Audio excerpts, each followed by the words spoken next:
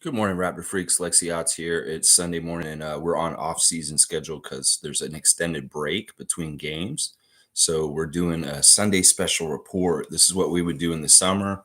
It's basically, if you're not familiar with it from our format this summer, it's basically like Sundays. I treat it like some sort of like 60 minutes kind of thing, where I'll do like a special report on a topic that has to do with the Raptors of some sort. So today we're just going to kind of do a 20 game review on the Raptors statistically, and maybe just talk about the team in general and what we've seen so far under Coach Darko, and maybe kind of like predict kind of like the direction they're going. I think that we've talked about this already many times in the last couple weeks, but I think this is a conversation worth continuing because it's not just so simple. People, if you really, really understand basketball and you watch what Darko's doing with our team and you see the things that are happening with our new offense, there's a lot of promise. There's a lot of promise. And there's also a lot of very, very good things happening. So it's really how you want to look at it. Some people would say, "Whoa, what's the wait? It's a waste of time. What the Raptors are doing." No, that's not true. No, none of this is a waste of time. Even if the Raptors aren't exactly the roster that they should be right now, it all matters. Each one of these guys is learning more and more under Darko right now. And the exact formula of what the Toronto Raptors are to win, it can be tweaked and it will change over the next year or so or next few years. And it's all about building the team towards the Larry O'Brien getting closer. And sometimes it seems like steps to get closer to it are steps back, but it's just, you've got to have a plan. You have to have a vision. And like I said, I feel like people may not totally understand Masai's vision right now, but I do. I mean, it really is. It's like get the most talented guys and put them on our team. In some ways, our front office values commodities that are scarce in the NBA. I've talked about this before. In some ways, we've got players on our team that don't grow on trees. Everybody would love to have an OG. Everybody would love to have Scotty because honestly, Scotty has certain skills in his physicalness that is very rare in this league. And in some ways, what the Raptors do is they go and get highly sought after commodities in this league as far as player types, and they have them here. There's a reason why we get the bell of the ball in trade talks that people constantly talk about our players being swirling around in trade talks. It's because our front office is very smart. They get people that are going to be very, very like good commodities to have as players that other people will want. And that, in some ways, they bring the value up of our team because of valuing the Vision 6'9", crazy athletic, awesome all around players, because everybody wants them. Everybody wants them. So in some ways, people can get mad at Masai and Bobby for not doing deals. People can get mad at them for like not seeming like they have a vision. But I'll tell you what, they bring value up for our players because they get guys that everybody wants. And that's just the damn truth. I mean, seriously, every single person in this league, every single team would love to have OG Anunoby on their team. Every single team in this league would love to have Siakam on their team. Every single team in this league would love to have a young, promising player like Scotty Barnes. So that's something that people need to realize in Raptors Nation is that Bobby Masai understands scarcity and what is really hard to get in this league. And in some ways, they are hedging the market in that particular type of player here in this league. It's awesome. I love it. Other teams have tried to draft like them and get players like what we do. And it's different levels of success, Orlando being one of them. They've really tried to build in a Vision 6'9" also in recent years. All right, let me check in with y'all's comments. And I'm really going to kind of do this on the fly in improv. As far as like, I don't really have any set goals as far as like exactly what we're going to do. I am going to look at the team stats so far this year and kind of maybe grade our guys a little bit as far as what I expected them to be doing by now and what they actually are doing. So we'll kind of look at that right next. Dana's here first. Canadian Dana first in the house. Good morning, everyone. Raptors, Raptors, Raptors, Raptors. That's right, Dana. I hope you're having a fantastic weekend. And yeah, we're gonna have the next game isn't until Wednesday. Blah. Trevor's saying, "Good morning, Raptors family. Happy Sunday. Happy Sunday to you, Commissioner J, and the Trevor J Cup." That's right. We're gonna get closer. We're gonna know the winner of this week. That's right. Trevor J Cup week is this week. They'll be playing the rest of the in-season tournament this week. It will be done by Friday, y'all. They'll start the games tomorrow night, Monday and Tuesday. They'll have the 4 games from the field of 8, and then whoever wins those games gets to go to Vegas. Those 4 teams will go there and do a Final Four single elimination tournament of 3 games in Vegas, 2 semifinals and a final. And I believe those games will be played on, let's see if I'm doing it right, Thursday and then Saturday, I think, or Friday. I'm not totally sure how they're doing it. But yeah, that's, maybe it's Saturday. I think that the last game is Saturday. I'm not sure. But we'll know who's getting this cup very shortly within this week. So the Trevor J Challenge, the first ever Trevor J Challenge, will be complete. And I'll know who I have to give this to as far as like which one of the Raptor freaks that watch this channel. We'll have to see who it is. Trevor J saying, "Good morning, Raptors family. Happy Sunday." And super teams like Golden State have the same wins and losses like the Raptors, but the American media don't talk about that. Charles Barkley said the Raptors should blow it up. Well, Charles isn't educated on this. He is not. Listen, it's so crazy. Like I said, the word is gaslighting. Once again, we have a good thing going. We're building something good, but the people are scared of it and they want to encourage us to not have it. So they say things like what Charles said. Charles is not educated on the Raptors. He barely is. It's sad because this is his job. He should know all 30 teams. But if he was really paying attention, he'd understand that his opinion is not very good on this.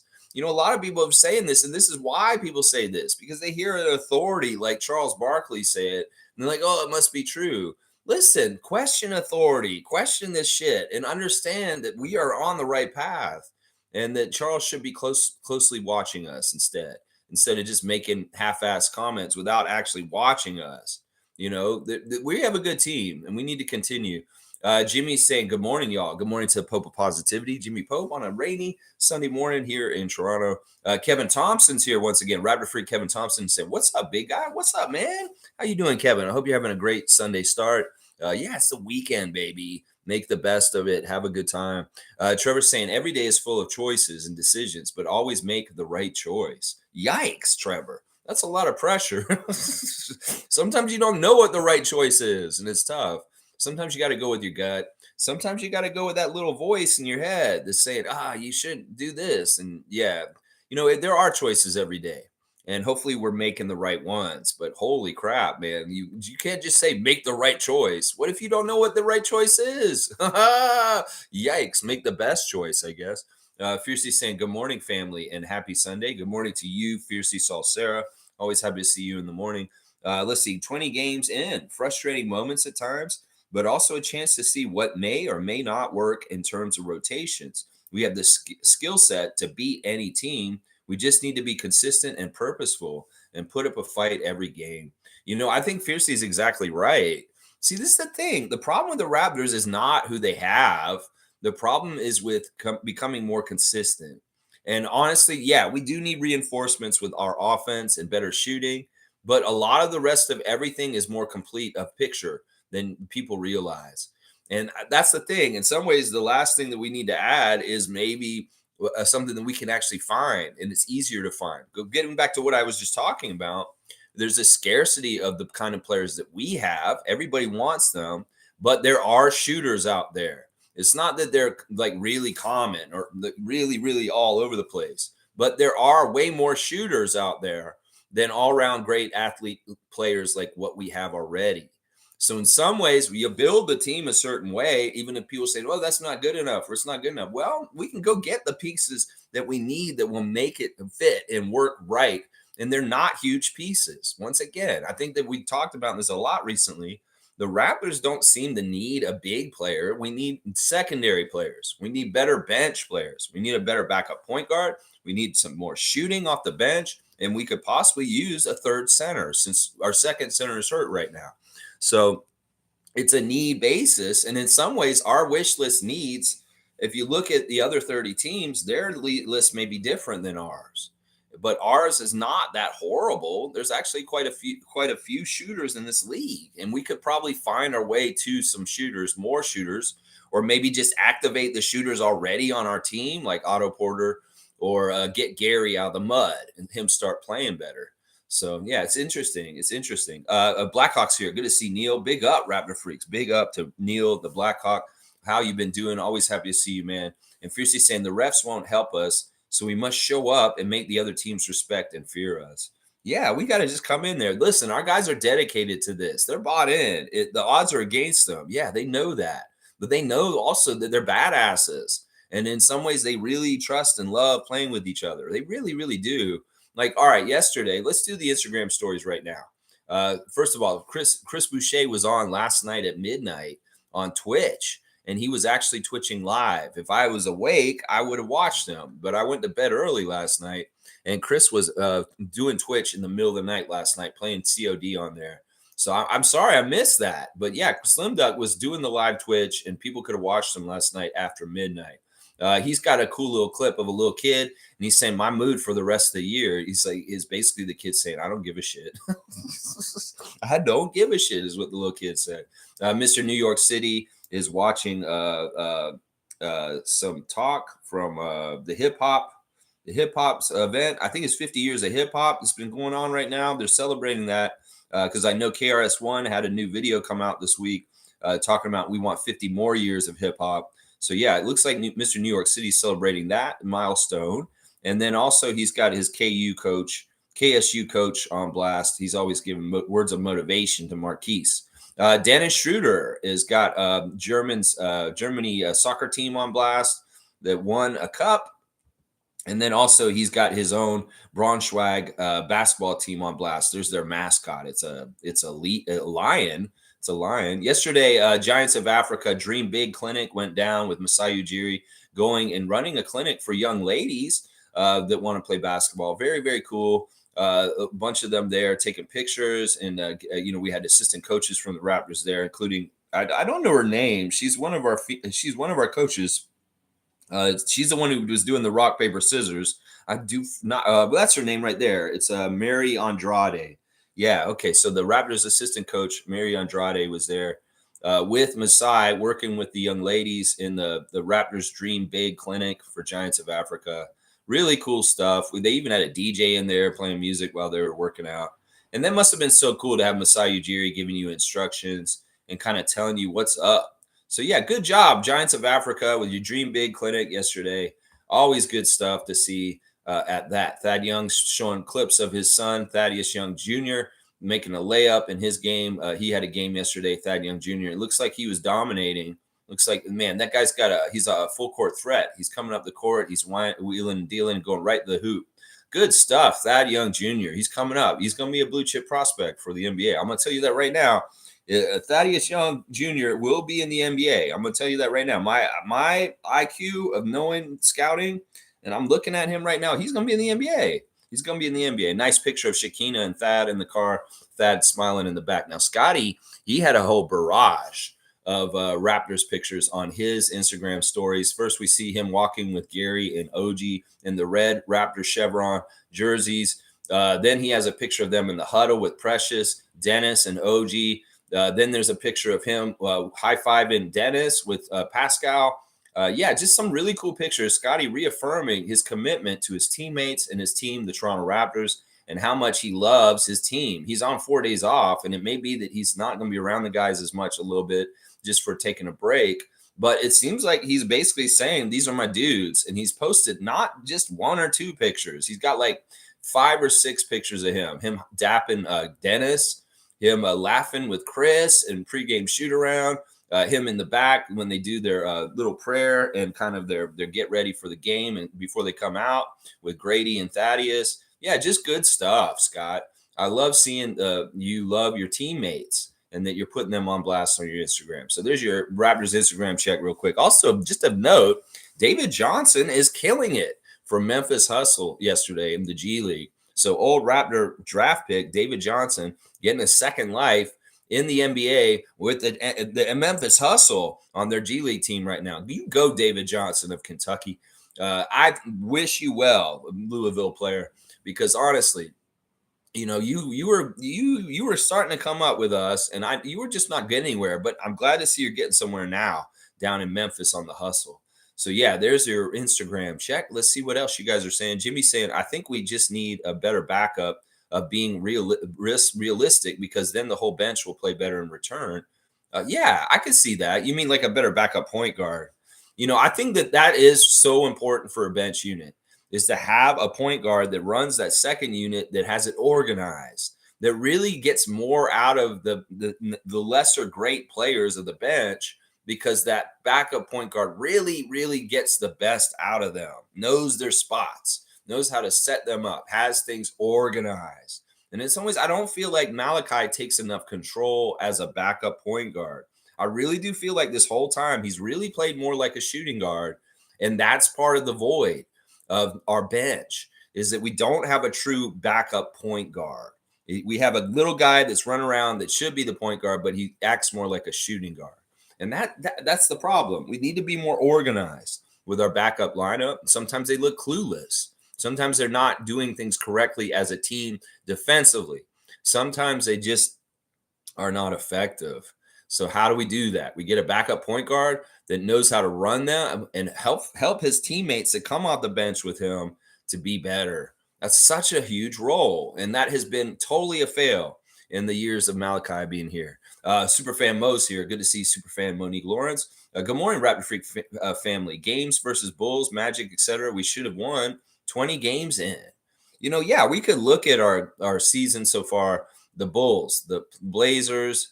I'll say one more game. So if we say 3 of the games we should have won, we take that off of the losses and we put it on the wins, and that makes us be 12-8, 12-8, which is exactly the same record that the Knicks have right now. So it's it's really seriously like, that's the thing. People are going to look at our record and say 9-11 right now, and they're going to be like, oh, they're not that good.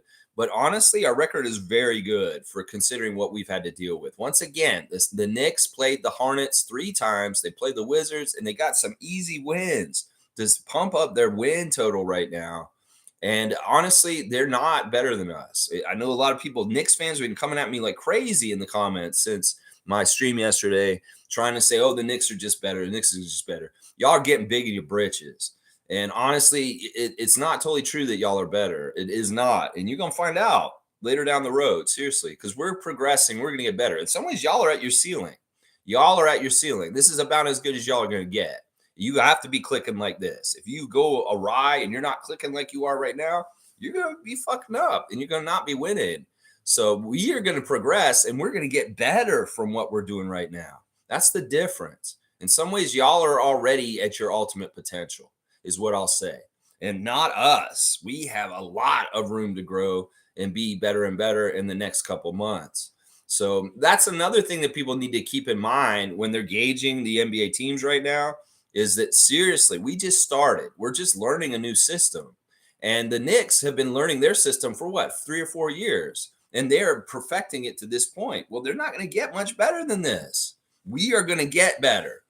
I hope people understand what I'm saying right now, because it is the damn truth.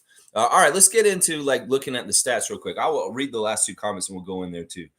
Trevor J. saying, I'm organizing 40 people to go to the Madison Square Garden on December the 11th. There you go. Trevor bringing in Raptors fans into enemy lines in New York City for games over there. So when we play the Knicks on the 11th, Trevor's going to be there with a bunch of Raptors fans coming in. I love that, Trevor. You go, Commissioner J. That's so good.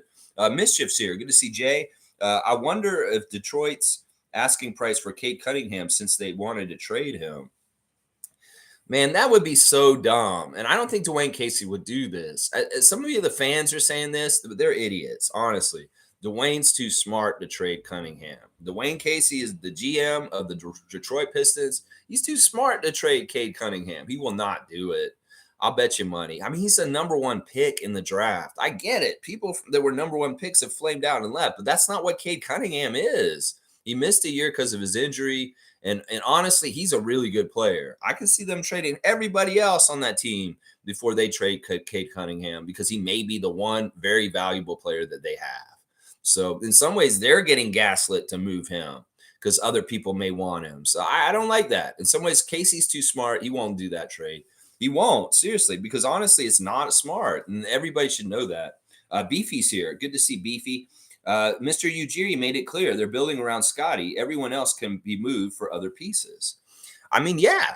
And he has said that yesterday or in the last game. He said in his interview that the plan is to build around Scotty. And, the thing about Scotty, building around Scotty, is keeping Scotty happy also. And if there's teammates on the team that he really enjoys playing with, like the ones he pictured on his Instagram stories, well, I would keep them around to keep Scotty happy. And we know he's best friends with OG. He thinks OG's funny as hell, so he wants OG on this team. We know that he very much looks up to Siakam. He thinks that Pascal Siakam is the best player in the NBA. That's Scotty's own words. That's not mine. He loves Siakam. He liked Siakam before he even was on the Raptors. So in some ways, he values playing next to Siakam. That's the one thing that Scotty Barnes fans are not getting is that Scotty very much loves playing with Pascal. And he doesn't want him to get traded. He'd like him to stay. And then people like Chris, he loves Chris. He wants Chris to stay. He wants these guys to stay with him. It's not that Scotty doesn't like the team he's with. And the other thing is that the team, he knows from the inside that they can get way better, what I just said. And he can feel it. In fact, some of it is a lot to do with him. So in a lot of ways, you're right, Beefy. They are building around Scotty. That is definitely our plan going forward. It's just that, the way we do it isn't necessarily up to people that, are in the fan nation.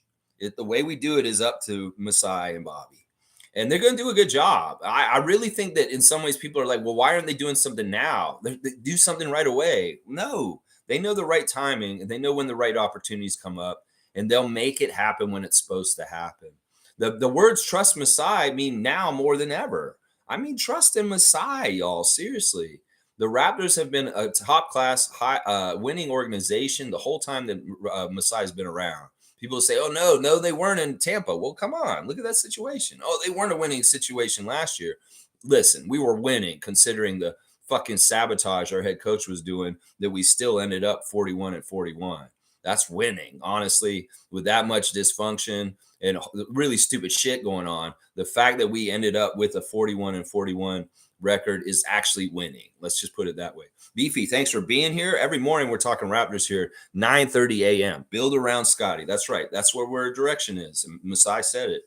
Fiercely saying, once Bojan comes back, things may turn around for the Pistons. Injuries and absenteeism are huge factors. Happy Koloko is the only player on our injury list. Wishing him safe recovery, but also speedy recovery. Yeah, it's just mystifying, the story of Koloko this year. It's just mystifying, and I hate it. I just want him to get better. Get him in some acupuncture or something. Put some needles through his chest and be like, here, we'll release all the respiratory problems you got. We'll put toxins out of you by putting sharp things in your skin. We need that kind of shit for him right now. Try anything. I don't give a shit. Regular doctors can't do it. Get some crazy ass, like holistic new age doctors or something like that. I don't know. Do something. Get Koloko healthy. He's losing time and I hate it. I don't want this to be part of his career like now. He needs to get developed and he needs to be out there ASAP. Holy crap. Country Kong's here. Good to see you, JP. Good morning, Raptors Freaks. Lex, Masai's interview with Kayla was enlightening and unexpectedly candid. On Samson's podcast, he said there's a 75% chance of a huge trade. The future is still uncertain. Yeah, I wish people would just listen to him and try and not listen to Masai through the lens or the filter that they want to have because they're mad at him right now. Just listen to his words. Listen to the exact words that he says. Like Beefy said, we're building around Scotty. What's wrong with that? That's genius. That's great. He should be our future. And he should be the person we build around. So it doesn't mean that Siakam's instantly gone when we say that. I really wish people would listen to him, and just, get it. Stop being all weird. Like, I don't understand what he's saying. Well, he's speaking English, first of all. He's made it very clear is what he's saying. It's just that you don't like what he's saying, so you don't want to hear it. You're like, no, no, no, I'm not listening. I don't know what he's doing. Well, you're not fucking listening to him. Just listen to him, is what I've been telling people. Holy crap. Yeah, there's going to be a trade. I agree with Samson's percentage there. 75% chance there's going to be a trade. No, there's going to be a trade. There's going to be a trade this season. The team's not balanced exactly right. We can see that. We know this, but that doesn't mean it's broken. It just means we need to figure out that missing piece, and hopefully we can do that with a trade. And we be, instantly better in one department. That's why I keep saying Doug McDermott, Doug McDermott, Doug McDermott. I'll keep saying that. Spurs are a friendly trade partner. If they look like they're starting to tank again, because the Victor and them are not taking off like they had hoped this year. So it looks kind of like Popovich may be going for another, and they may be like, hey, Doug, you want to go to Toronto? Boom, we'll trade you for Thad. Boom, we trade Thad Young for Doug McDermott. Well, that would change our team really quick right there for the better, wouldn't it? Yeah. And that could be very possible. You just trade Thaddeus Young for Doug McDermott, and boom, that can make things a lot better on our team quickly. Let's just put it that way. Trevor J saying Detroit had the game to win over Cleveland, but lost it in the end. That's horrible, Commissioner J. That's horrible. I feel bad for them. This is like a torturous season. No wonder Dwayne said, oh, you know what? I'm getting too old for this shit. He was just like Roger Murtaugh in Lethal Weapon at the end of the season. He said he looked over and he said, I'm getting too old for this shit. He had to retire. And that's basically what happened with Dwayne Casey. He saw what was coming up. He's like, man, I don't want to fucking do this anymore. He's like, I know. Y'all can put me in the front office. Okay, I'll go up there. Yeah, I don't want to sit here and take these L's like this anymore. Yeah, we could throw money at Monty. He can do it. And I'm getting too old for this shit. That basically was that Dwayne Casey, Roger Murtaugh moment last year. And he went up to the front office. Cookette saying, good morning, Rapid Free Crew. Overslept? Yes, Coloco. Prayers for Coloco on this Sunday morning, for sure. All right, let me go look at the 20 game stats. So far, we've kind of gotten an idea of the rotation under Darko. He has had a very set starting lineup, and I'm very happy with it. I know that a lot of people are trying to make a starting lineup controversy. They still are. But seriously, our starting lineup is exactly who it should be, and it stays pretty static other than when OG was out for a bit. Gary, Grady, and Otto each got a couple of starts themselves. And listen, it is the best starting lineup for us to have. That is the MVP of the FIBA World Cup, and that big man, a center, is just essential to having in the starting lineup. The other three are obviously going to be starting all the time anyway. Last year, part of the reason why Gary got to start so much is because of the injuries to Pascal and Precious. So there were opportunities for Gary to get in the starting lineup at the time. And also, Jakob was not on our team yet, and we were playing undersized. And I hated that. I hated starting either Scotty or Pascal at center. And when Jakob showed up, in some ways, that is where Gary stopped being a starter, right there. It had nothing to do with Dennis. It was when Jakob got traded for last season. That's when Gary became a bench player. Because honestly, the starting lineup just didn't have enough room for him anymore. He was one of the top 5 best players on our team before Jakob came. And then he could start with Fred and OG and Pascal and Scotty at that time, that old starting lineup. But that was a small lineup. It did not play as well as the lineup we're playing this year. And that's why I like this lineup better, is because we didn't have a center in that other lineup with Gary in it. And that really is it. People look at it as like, oh, it's Dennis or Gary. No, it's Jakob or Gary is basically what you should be thinking. And you see it at the end of the game when it is Jakob out and Gary in the game at the end of the games. So that's really what people should be looking at more when they're talking about it. It's not Dennis or Gary in the starting lineup. It's Jakob or Gary in the starting lineup. So far, Darko's done a really good job with the minutes. Nobody's averaging over 35 minutes a game. Scotty's right at 34.8 and Pascal 34.3. And that's fantastic. You got 4 guys averaging over 30 minutes: Dennis, OG, Pascal, and Scotty. See, Gary and Jakob are right around each other. 26.7 for Jakob, 25.8 for Gary. If Gary had played better, he'd actually average more minutes than Jakob. I tell you that right now. If Gary was not slumping, he would average more minutes than Jakob, but he's not playing good enough to get more minutes right now. Then you got Precious and Malachi and Chris and Grady and Otto with kind of minutes, 10 minutes at least. And then everybody else is just getting bench scraps. Now, the field goal percentage, this is really interesting. Of course, we've got Jakob Poeltl, who's leading the NBA in field goal percentage right now, which is fantastic. I love that. That's prestigious. 72.9% from the field, Jakob Poeltl so far this season. But you know what? A fun fact: he's not got the highest field goal percentage on the Raptors right now. He doesn't. But the guy who has the higher percentage hasn't met the minimum to be concluded in the NBA leaders. That's Garrett Temple. Garrett Temple is actually shooting 80% right now from the field. But of course, that's in limited minutes and very few shots. But yeah, technically, Garrett Temple is our leader in field goal percentage because he's 80% and Jakob's 73%. Then I want to start looking at guys that aren't doing so well shooting wise. Like I look at this and I'm really shocked to see Gary shooting under 40%. He's at 39.9% right now.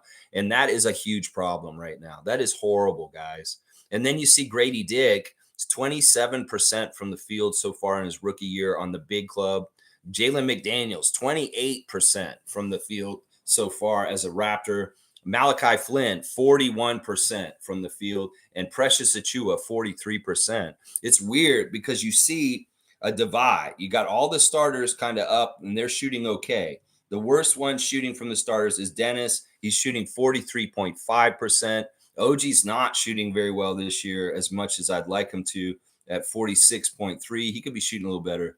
But yeah, all the bench guys are shooting below 44%, and that's horrible. That is horrible. Precious, Malachi, Gary, Jalen, and Grady, all really shitty shooting. And that is an area we absolutely need to get better. Man, it really pisses me off. Siakam on the down low, having one of his best shooting years so far this year at 48% from the field. That is really good. Considering he's not shooting well from threes, but he's shooting 48% overall. Siakam's actually having a really good shooting year. Scotty's shooting average has gone up this season from last year also at 47%. So that's an interesting about the field goals. The three-point percentage is weird too. Garrett Temple, once again, 100% from threes this year so far. Why aren't we using Garrett? He's 100% from three. Our next best shooter is Otto at 44% from three. Those two vets are our best two three-point shooters statistically, but they don't get to play. Chris Boucher, the third best three-point shooter at 42% from three. OG at 40% from three. Scotty at 38% from three. Gary, 36%.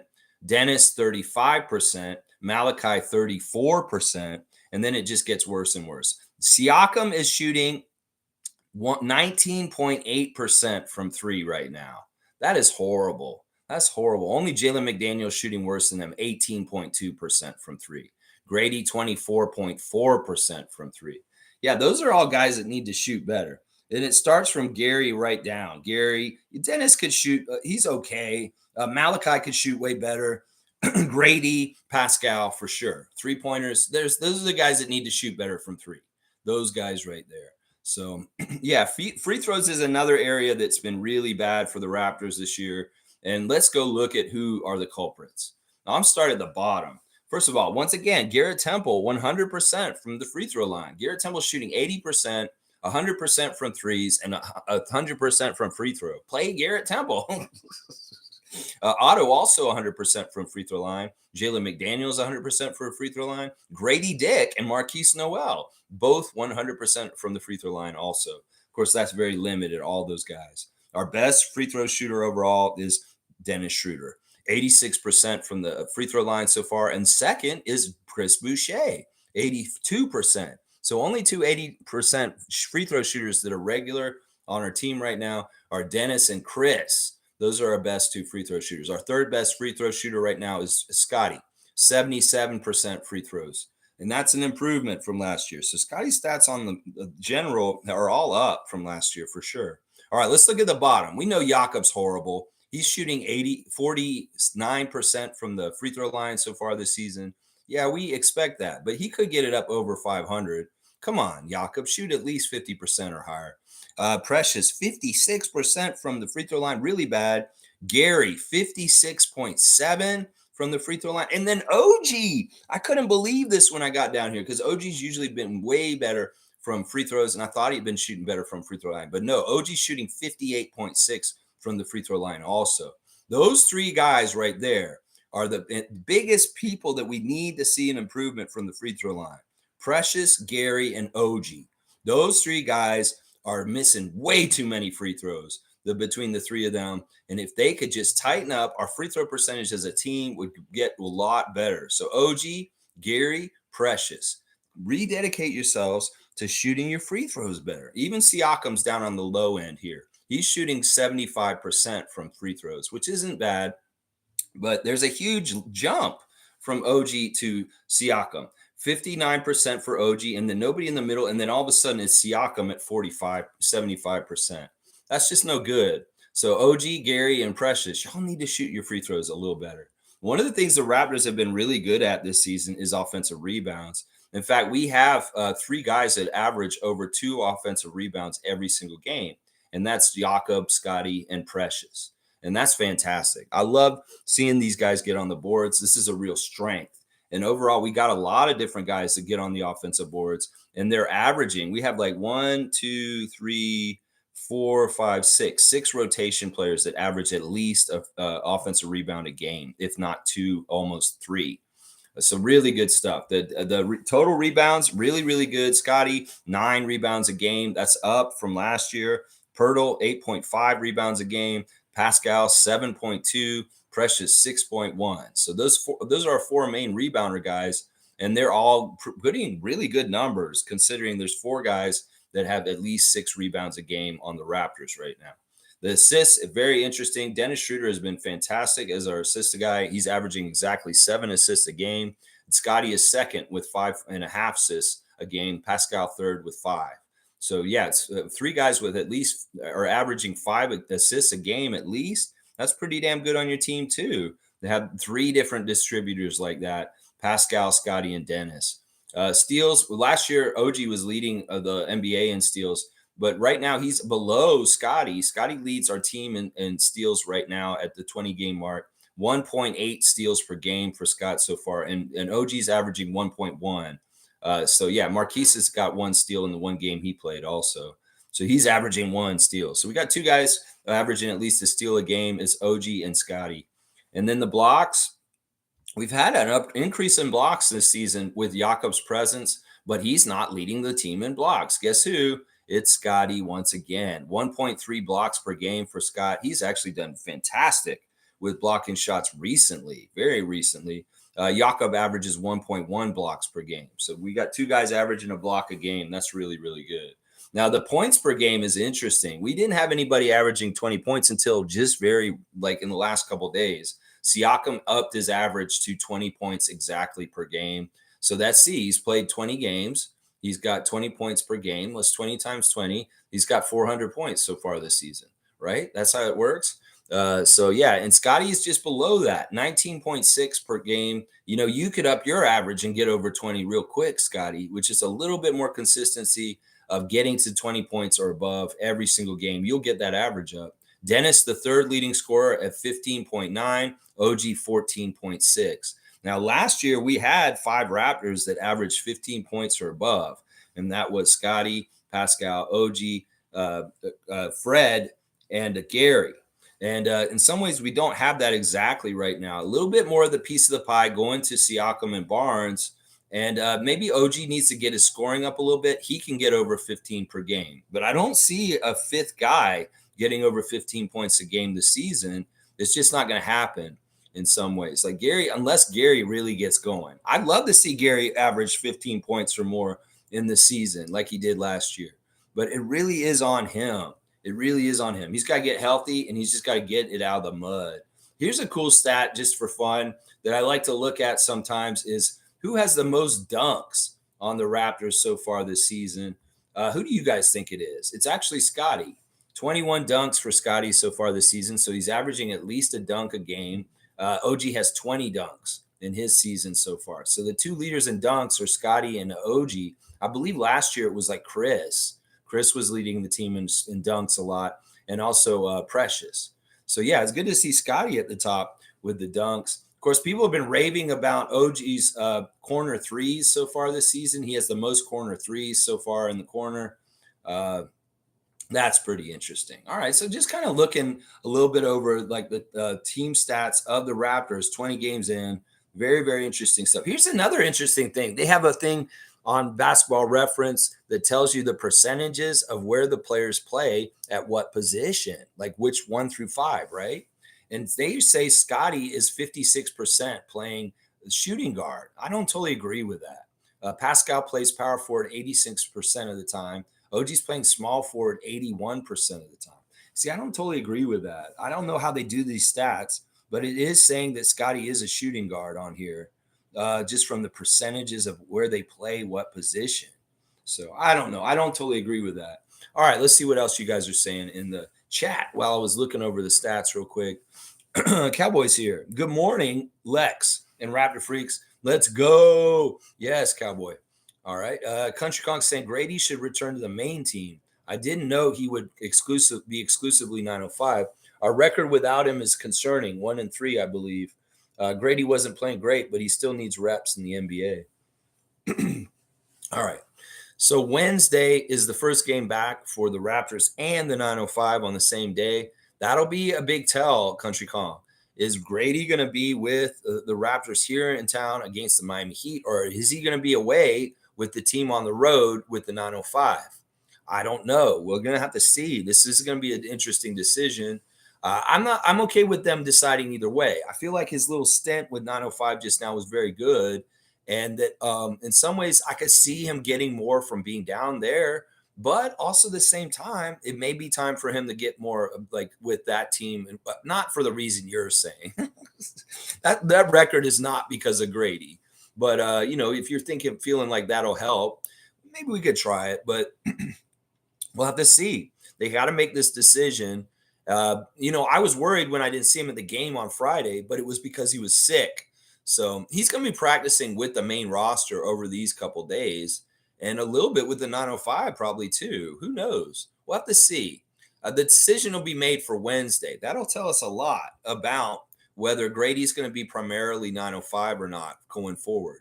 If he goes with the 905 on Wednesday, I'm going to bet he's going to be playing with them for most of the rest of the season, unless they get hurt on the Raptors main squad and they need him up there. Knock on wood.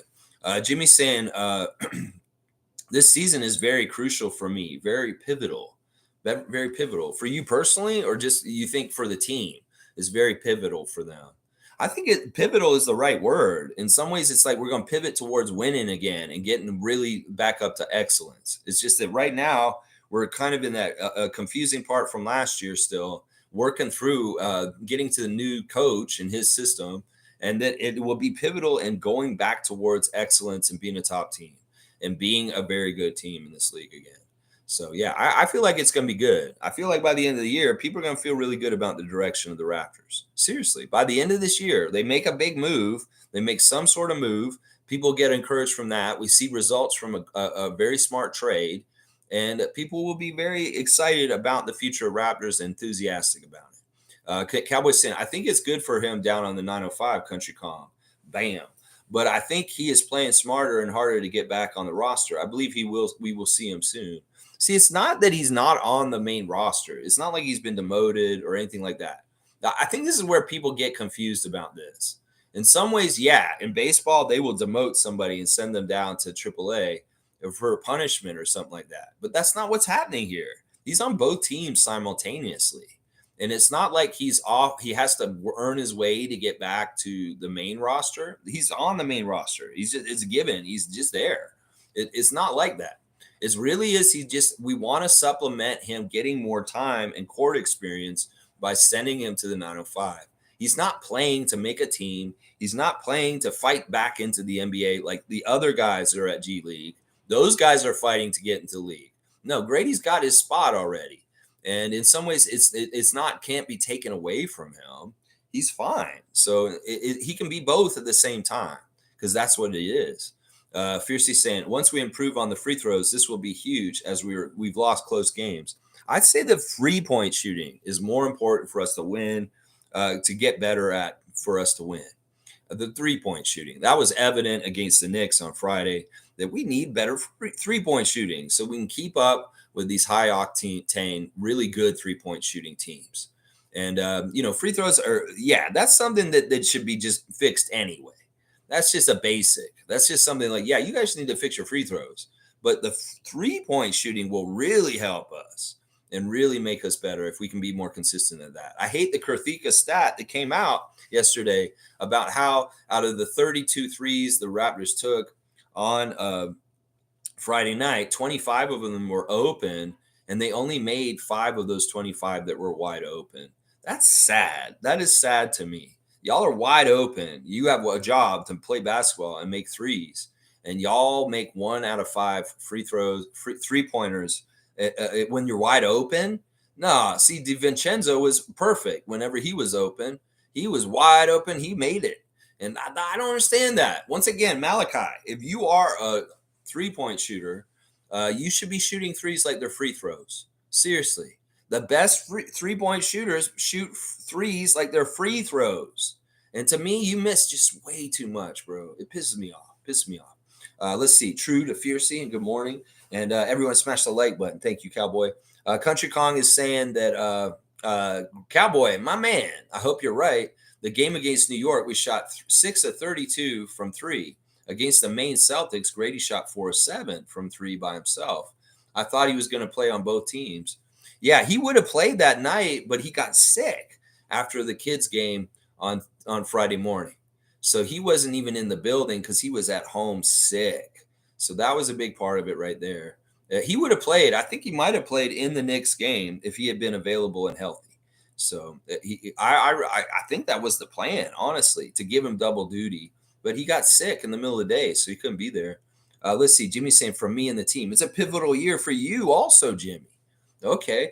I hope that whatever happens is the best outcome and that the pivot is in a good way and the best blessings and awesome things coming towards you, Jimmy Pope.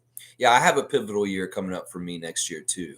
I'm going to be pivoting the hell out of Toronto is what I'm going to be doing and getting out in the cottage country and not dealing with downtown bullshit anymore. Yeah, I'm ready. I'm ready to go out there and start growing plants and just get the fuck away from everybody out here. Yeah, it's just at this point, the city's too expensive and it's dumb at this point. I could do my job out there and, have a lot less cost because of it. So that's what I'm going to do. Let's see. Cowboy's saying he's a future sniper. I agree. Dick is a good shooter, and he's going to be even better the more he gets his legs under him and he understands the NBA game. Seymour's here. Good to see Seymour Pape. What pop? What pop? Canadian Cowboy, still no snow over here. Can't complain. Shit is lit. There you go. Seymour Pape's giving us the weather report in Alberta. Still no snow in Calgary. That's good. That's good. There's some snow in northern Ontario here, but otherwise we are snowless here in downtown. We do have had flurries in the last week coming down, little pretty flurries, but nothing stuck to the ground. The ground's too hot still. So, yeah. Jimmy's saying, I honestly think the 905 might be a detriment for him right now with the way they're playing. Laugh out loud. You want to instill good fundamentals. I've been worried about this too, Jimmy. Seriously, I don't trust Eric Curry. I have no confidence in him. And in some ways, I'm like, why do we want Grady to be around that loser who may be like, but in some ways also, I'm also like, this could be ultimately very confidence building for him because they're in such shambles. It's almost like the 905 is such a wreck that if Grady can go down there and be a hero, wow, that could really grow some real confidence for him. So I don't know. I look at it in a couple different ways with this. I get what you're worried about, but I'm going to say this, and this is what Lindsey Dunn and other people around the Raptors 905 have said as broadcasters. Grady's his confidence is unmatched. This young man is not easy to get unconfident. In some ways, he has a really good head on his shoulders as far as having perspective and understanding and like through failure, how to get to success. So I'm not worried about him in this way. In some ways, he's very mature and adult in understanding confidence and understanding things because he's a shooter and he's had to build his mentality this way his whole childhood and young adult life. So I'm not worried about this. I was worried about this, but after seeing the way he carried himself on the Friday afternoon game, I'm like, you know what? He's going to be fine down there. Even if they fail, even if they lose like crazy, he's going to be part of the reason why they're winning or being better. And it'll be really good for him to get extended time running up and down the court and doing all kinds of different things he would never get a chance to do this year on the main roster. So and I worried about this too, Jimmy. I did, because there is a loser stink around the Raptors 905 right now. But Grady may be helping it. And that may help him because he feels like he's very worthwhile and contributing to the 905 getting it out of the mud. Does that make sense? I feel like that's what's happening with them down there because he was really feeling good about being the man and helping them carry to get that win over Maine Celtics on Friday afternoon. That really was a good confidence builder, going there and winning a game and him being a key person that helped that game win. So Fiercely saying, yes, agreed. 3-point shooting definitely needs to be fixed. Oh, yeah. I think that's number one priority on my list. But that has been something we've tried to work on for over a year now. And I wish Gary and Malachi would just be the answers, but they're not. They're not. Because they could be, seriously. All right, let me do this real quick. I'm going to grade the guys for this year so far. We'll start at the top with Mr. Wayne Barnes. And honestly, he's an A+. Like, I'm really happy with the leap Scotty's been making this season so far. It really shows that there's more leaps to come. Like, this is one leap right now, but I'm telling you, there's going to be even more big, huge leaps as far as just how dominant and badass and top level player he's going to be. And I have to give him an A+. I'm biased, but in some ways, every criticism he felt last year from them saying, oh, he's not any better than he was in his rookie year, he's not progressing. He's got to be feeling really good, reaping the benefits of the hard work he put in this summer to get the new conditioning level and to be able to play the way he's playing at this point. You go, Scotty. You earn this and you keep going. Get striving and get the next level. I'm saying you can do this. You're showing you can. And I'm so proud of you, man. Because honestly, you made a jump with your stats. You made a jump with your energy and your play. And you made a jump as far as what kind of player you are in this league. And I'm here for it. I'm here for it. I want to continue to see you make jumps. Siakam, to me this year, has been pretty damn good, honestly. A lot of people have said, well, his numbers are down. Well, that's because he's not as high usage. But honestly, in some ways, Siakam is way more efficient than he was last year. And in some ways, I like that better. His stats may not look as good as they were last year, but they're still very good right across the board. And in some ways, he's way more efficient. I'll take that. Little less usage, but more efficient and better percentages overall. Yeah, so I'm going to give Siakam an A for this year because honestly, Siakam has had one of the hardest transitions from last year to this year, being like turning him down. It's like you went to the stereo and you turned that treble down just a little bit on Siakam as far as he is not being going to as much as last year or doted on or played as much with minutes. And in some ways, his numbers are going to take a dip. But if you really look at it real close, up close, his efficiency's gone up. And in some ways, we're getting more out of him with less minutes in some ways. So I love what you're doing, Siakam. A for you. Schroeder, he's a brand new player on our team, really new. And I got to give Dennis an A also, because honestly, he's been a perfect fit. We lost Fred. We're supposed to really feel the missing of Fred right now this season. And we're not feeling the missing of Fred as badly as we could have. I was always worried about losing Fred after Kyle because it's really kind of like Fred was Kyle after Kyle left. And I'm kind of like, we can't have Fred leave because we're going to lose the dog mentality of Fred and Kyle. Well, in some ways, Dennis has filled that spot. He's not exactly the same player as Fred, but he's a better player for us. In some ways, Fred, in what he needed to do to be a good offensive player, took away from the best things about our team. In some ways, Dennis can be who he is and fit in Darko's system and do a lot of the good things without taking away from things from the other guys. So Dennis, A+, or no, A from me. I'll say A. Scotty's the only A+, but Dennis isn't A because he has come in and fit seamlessly. Considering that he's the new kid on the block, he's had a lot of responsibility. He has a very pivotal, important role as far as being the starting point guard. and he's excelled. His assist to turnover stats have been great. He's been shooting pretty good so far this season, and his decision making's been absolutely excellent. And fantastic defense by Dennis also. We got to make note of that too. All right, next, OG. I'm going to give OG a C. In some ways, I'm like, I want to give him a better grade, but he's kind of like I just said, there's something wrong with him where he's shooting so poorly at the free throw line and the three pointers. So he's not playing as well as he could offensively. And in some ways, that's bugging me. Now, on the defensive side, he's been fantastic overall. But in some ways, the things that he could be doing, like he has an opportunity to leap offensively right now, but he's not taking it. And in some ways, that's worrisome to me. And then also the fact that he's shooting very poorly from 3-point and from free throws, that's weird because the dude's a precision 3-point shooter and he should be shooting way better. Last year, he was flirting with almost 50% from three. And this year, like I said, he's like more down around 35% right now. So, OG, you got to shoot better, and then I'll give you a better grade. So, right now, I'm grading. Actually, I'm going to give him a B minus. He's not a C. He's a B minus because his defense should get him knocked up a little bit higher. Let's see. Jakob Poeltl, absolutely fantastic. I'm going to give him a B plus. If his free throws weren't so bad, and he was limited it wasn't so limited as a player in some ways, I'd give him maybe an A. I should actually just give him an A, honestly, because there's not like that Jakob's doing anything out of his wheelhouse wrong. He's been so efficient. He's shot so well as far as like he's leading the league in the NBA. There's a lot to like about what he's doing, and he's just workmanlike about it. He shows up, and honestly, you can bet on him. He's consistent. You're going to get certain things from him night in, night out. So I said B plus at first, but I'm going to give him a straight up A. He deserves an A also. Let's see. Gary has been really bad. In fact, this one's tough. I mean, I'm going to give him a C minus. And partly it's because he has had a couple of good games in the last 2 weeks that have shown signs of life, but we know Gary can be way, way better. And him being hurt, him missing free throws, so bad. And in some ways, he's a C minus so far for this season, but he could get better.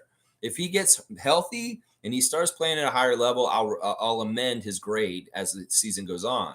But right now, his season's like a C minus right now. And I only give him that C minus instead of a D because he's had some successful games more recently.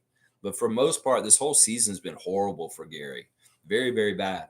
Let's see, Precious. Now, Precious, I'm going to be a little nicer to. I'm going to give him a C plus because honestly, he's shown growth in little bits. But some people say, oh, he's not any better. He's worse this year than he was last year. Something like he's up and down. His development's gone woo, all kinds of crazy places. And in some ways, I'm ready for him to just be crazy, sensational at any given moment. In some ways, with Gary, you kind of need to see him ease into getting his rhythm back and start playing regular, consistent minutes and getting better. But with Precious, it's kind of like boom, explosion. Precious is just awesome and playing really good all of a sudden with no warning.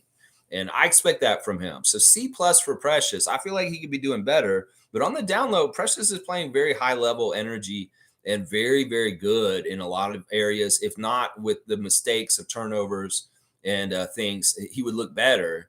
But in some ways, Precious is doing a lot of good stuff out there, especially with just energy and hustle and rebounds and defense. Also, defense has been very good from him this year. Let's see, Chris. I'm going to give him Chris a straight up B. I don't think that it's Chris's fault. In fact, I could give him a B plus because I feel like he's done really good in his role off the bench. But in some ways, he hasn't played a whole lot. Darko has given him DMPs or just forgotten to play him, only playing over 3 minutes. I say Chris is like a B, almost a B plus, and it's an effort, and he's actually shooting pretty good from three. And, Chris is just awesome. We need more of these guys to understand their role and play within it and contribute within their role night in, night out. That's a big part of the problem with the bench. We only have one role player that understands their role and actually does their role consistently every night. And that's Chris. Chris doing that. Let's see. Who's next on the list? Malachi Flynn. Man, I got to give him at least a D, if not an F. He pisses me off. He just pisses me off. I thought my joke yesterday about lying to Malachi that it's a pro-am game, it's funny, but could it work? Seriously. Can we just lie to him and tell him that it's pro-am games and all of a sudden he just starts scoring like crazy? That would be so crazy if that actually came true. Like Darko's like, Malachi, we're playing exhibition against a pro-am team today. Oh, okay. Yeah, we need you to eat. Go out there and kill it. Okay. Wait, this looks like the Miami Heat. No, it's a pro-am game. Whatever we can do. But Malachi's straight up a D, if not an F from me, as far as like what's happening with him. D for development. Develop more, man, is what I'm saying. Because we can't count on you for jack shit. Holy crap. Grady. Let's do Grady early in his career. He's a rookie. I have to keep this in mind. And what's going on with him? I'm going to give Grady a C plus, and it's really because honestly, he hasn't shot very well so far this season. He has not been like instant rookie awesomeness, but he's showing promise. And in some ways, I don't want to just like say he's a bad grade, so I'll give him a C plus for right now, and the room to grow into getting a B or an A down the road. But like it's too early, and he hasn't had enough time, and he really doesn't know what he's doing on the NBA level yet. So I got to give him some credit for just being out there and playing okay and playing a lot of minutes without that. Otto Porter Jr., I'm giving you an incomplete because I don't know, and it's not your fault. I wish Darko would play you more, and then I could say I know what your grade should be better. But yeah, incomplete for Otto because he just hasn't played enough for me to grade him. I feel like he's played well when he's played. So he would, I don't know. I'm not going to give him a good grade because I just haven't seen him. Garrett Temple, I can't really. I'll give you a grade of B for being a badass with your clothing and what you wear, and then being a great leader and vet for our team. So I'll give you a B, even though you're not playing. I know what you're doing, and you're doing a good job.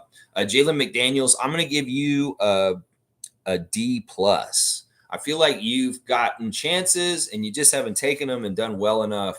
And in some ways, I worry about how serious you're taking playing for the Raptors. You got to get going and play better. So D plus for Jalen McDaniels. He could have been way better so far this year. His shooting is really bad. And in some ways, his head's not in the game completely right now. Marquise, not enough to see. I can't really grade him. Thad, I'm not going to grade Thad. There's no reason to grade Thad. So, yeah, there you go. I just graded some of the Raptors for this year so far on their performance and what I see there is going on with them right now. There you go. Wayne is saying if our worst losses were due to poor defense guarding against the threes, we shouldn't focus on defending that. Hang in there, Jimmy Pope. I hope that he'll be all right. All right, you're saying if our worst losses were due to poor defense guarding against the threes, shouldn't we focus on defending against that? Yeah. Yeah, I mean, in certain ways, Wayne, every team's going to be able to find open threes if they work through a defense the right way, like the Knicks were in the third quarter last Friday. That, you know, in some ways, there's an antidote for anything to get an open three no matter what. And in some ways, sure, we can try and guard it as best we can, but teams are going to work towards getting open threes no matter what. There's no perfect defense that's going to stop that. And there's always going to be somebody running from far away trying to get to the person to mess them up. So I don't know. There's no perfect way to stop this. And honestly, I feel like our defense has done really good. And it really was on the Knicks playing a really good offensive rotation system to get it to work to that point.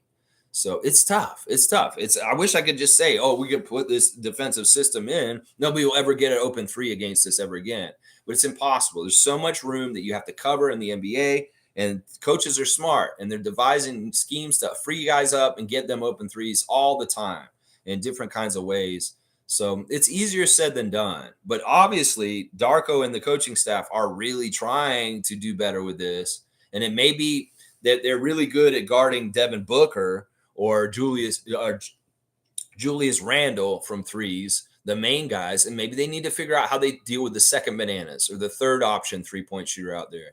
Because it seems like those are the ones that are killing us. It's not that Devin Booker is just nailing threes like crazy on us or the Tyrese Halliburton, stuff like that. It's more Royce O'Neal and Dante DiVincenzo. So that maybe that the coaching staff needs to reorient itself to taking care of secondary or tertiary three-point shooters, not the main guys. We got the main guys locked down nice. We got to remember there's role player three-point shooters that we need to stop, like Sam Hauser and Royce O'Neal and Dante DiVincenzo. That's right. Fiercely saying, hang in there, Jimmy. That's right. Hang in there, Jimmy. Whatever's going on with you, man. We want the best for you, man. Let's keep going with the chat. I see you guys. Some of you other guys could put in your grades for the players. Also, I'd love to see that. I want to see what you guys are saying with the grades. Cowboys saying, I know he's on our main roster, Lex. I'm just saying, I think he really wants to wear a Raptors jersey over 905. He has no ego in this. And I listen, he's smart. Why would he be upset about this? This is not a slight. He gets to wear both jerseys. He has no ego in this. In fact, I think he really liked being on the 905 in the recent games because he's getting to play a lot. In some ways, Grady keeps saying this in interviews. He's saying, I haven't gotten to play a whole lot since the Final Four or like since college championship. And then you got this summer league and got to play. Oh, this is the first time I played 5-on-5 with people and since the NCAA. And then he's like, oh, this is the first time I played 5-on-5 and gotten to play a lot of minutes since the NCAA on the 905 right now. So I don't think this is a bad thing for him. I think that he looks at it in all the right ways. And seriously, I don't want people projecting things on Grady about him being on 905 that are unnecessary. That dude is fine with it, and he's getting the most out of it, and he's handling it like a grown-up, mature person at 20 years old. Jimmy saying, make or miss league, baby. That's right. Make them. That's what I maker. That's right. Seymour saying, Canadian Cowboy, did you hear the Kings offering Keegan and Herder and Tio two first round picks for OG? I hope Masai don't take the bait. We just need Koloko. That's an interesting deal. Keegan Murray, Kevin Herder, and 2 first-round picks for OG Anunoby. That's one I might have to think about. Kevin Herder is a great shooter, and that could actually help us a lot. Keegan Murray is an interesting prospect coming up. You know, this is something we may have to actually think about, even though OG is so fantastically good. Seymour, that's an interesting one. Cowboys saying Mountain Standard Time. Wait for it. There you go. Don't bring it when you come. Laugh out loud. Bring that mug over to him. He said, Cowboys saying, fuck no. OG better say, trust in Masai. See, Cowboys nixing that trade. He's vetoing. He said, no, I don't want to trade OG to the Kings. No, he doesn't. Let's see. Jimmy saying, I saw DiVincenzo made more threes than the whole team. That's tough, man. Yeah, I'm glad I don't live in Toronto. I love just east in Whitby. Okay, so Jimmy, you live in Whitby. Okay, that's good to know. So you're over in Whitby. Yeah, I love the city of Toronto. It was my whole dream as a little kid to live in Toronto, growing up in Florida, in Tallahassee. I never wanted to be in Florida. I was like, man, I want to be still in Toronto. And when I got old enough, I came back to Toronto on my own. But in some ways, it's it's just getting unlivable. The cost of living in downtown Toronto is disgusting, and it's gross. The rents are horrible. It's just not worth it. It's just not worth it. The amenities and living in the city just are not worth it at this point. The city sucks for making a life in it at this point. It's just too expensive, and people are too damn greedy downtown. And I'm ready to just go and start my own life out in the country, away from it all. That's where I'm at. So, all right, holding it down in Whitby. Now that I know that Pope of Positivity resides in the Whitby sphere, I'm going to remember that. G saying, I'm reading teams need 3-point shooters, not exclusively 3-point shooters, but decent to above average on the court to ensure that one is usually open. The NBA has changed. Nobody's making set rules for how teams have to be. That's one thing that I hate. In some ways, we don't have to exactly be like everybody else, and we can figure out ways to make it work still. I get this. Having more shooters is always good, and having as many as possible, but it'd be really hard to have like 3-point shooters on the court at all times, all the time, unless you really got that build on your team like that with that. And in some ways, it'd be hard for us to get to that point where we could have 3 shooters all the time on the court like that. In some ways, we have shooters already that just aren't stepping up and being the right kind of shooters. And that would make this easier. Yeah, that's an interesting point. Cowboys, I think you will enjoy the country life. I am going to enjoy it. I am. I'm excited about it. I'm going to grow a lot of plants, and I'm going to do a lot of interesting stuff in the yard. And it'll be fun because, the yard, I can control it, and I don't have a landlord telling me I can't do shit in it. And that'll be a good thing. That'll be a good thing. I have a yard here in Toronto too, and I can do stuff with it. I've done experiments with growing stuff and things out there, but I can't do anything permanently because a fucker owns it and I pay rent. So it's like, what can you do about that? Seriously. Slug Deezy's here. Slug Deezy, interesting name. Where do we get a young, fast pull-up 3 style point guard? This team will be dying for this. You mean like a Tyrese Maxey or Emmanuel Quickly? You know, in some ways, Dennis does this actually. He does do this. He can do this. I'm not really a big fan of the pull up three. I think that Fred doing that for us last year irked people. If he made it, that's great. But when he would just take a pull up three really early in the shot clock and just dribble it up and take the three and he missed it, people were pissed at him. So Dennis can do this, but Darko does not want people taking this shot. This shot is not good for team building. This shot is very like lazy a lot of times. Sometimes you can do it and get away with it. Now, Dennis has done it a couple times this season. He can. He can. Don't get it twisted. If he's left open and he knows he can make it, he will dribble the ball up and take a pull-up three. So, but it's nothing like Maxey. I don't think there's anybody in the league that's like Maxey. Quickly, maybe close. Cowboys saying Whitby is in the house. That's right. Whitby is in the house. Seymour saying, I'm too city slicker for sure out here, but it's fine. Canadian. I am a city person. I love the city, but I'm ready to go back to the country. I'm just sick of it. There's a lot of different things that just annoyed me recently. I don't like how Doug Ford is taking over Toronto, and I don't like it. I want him to fuck off right now. Seymour saying, you out east. Yeah, Whitby. Slug Deezy saying Thixon Road is in this. Thixon Road. All right, Thixon Road. That's right on, man. We got some real Toronto here, Thixon Road. Cowboys saying, no, Jimmy is. I'm by Ossington and Bloor now. Yeah, see, Cowboys downtown. Cowboys over west side of Toronto, over in the annex kind of area over there. I guess Ossington and Bloor is more a little further than the annex, a little further west. Yeah, that's not a bad neighborhood Cowboys in. That's over near High Park, kind of. That's an old neighborhood I used to live in. I used to live near High Park. Trevor saying we are better doing everything else. Imagine if we get better at three-point shooting, we will be unstoppable.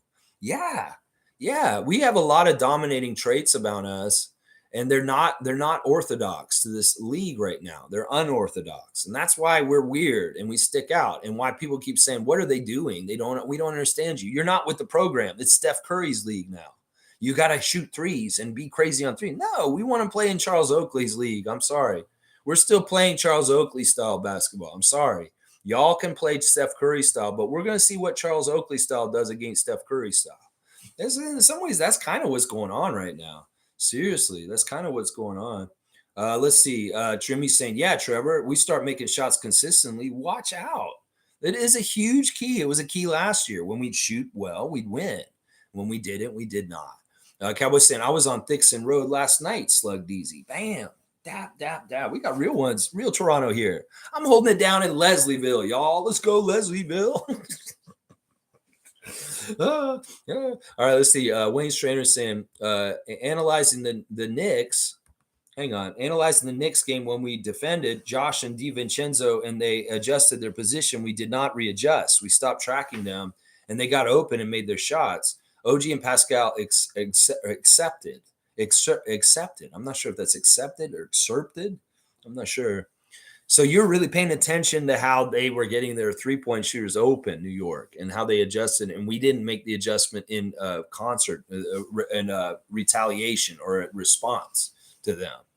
Yeah, I can see that. There was a way too much room for DiVincenzo at times. And the way he was getting open, it sucked. Him and Josh Hart.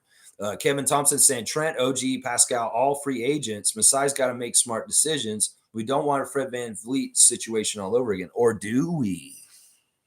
Once again, I don't think that Fred and what happened this summer, it was a fail. That was absolutely smart, and it just had to happen that way. Now, I don't think that they're going to, I know what you're worried about, Kevin. Everybody keeps saying, don't let them leave for nothing. Do something. Trade them before they can go on the free agency market and sign and just leave, and we don't get anything for them. I hate this fear. It's so dumb. It's so dumb in some ways. Now, Fred, the writing was on the wall. We weren't going to pay him last summer because he's too much. And in some ways, this is part of what Masai's got to do. He's got to balance gauging them and thinking about, well, what are we going to have to pay these guys to keep them? And are they worth it? And in some ways, that's what he's figuring out right now.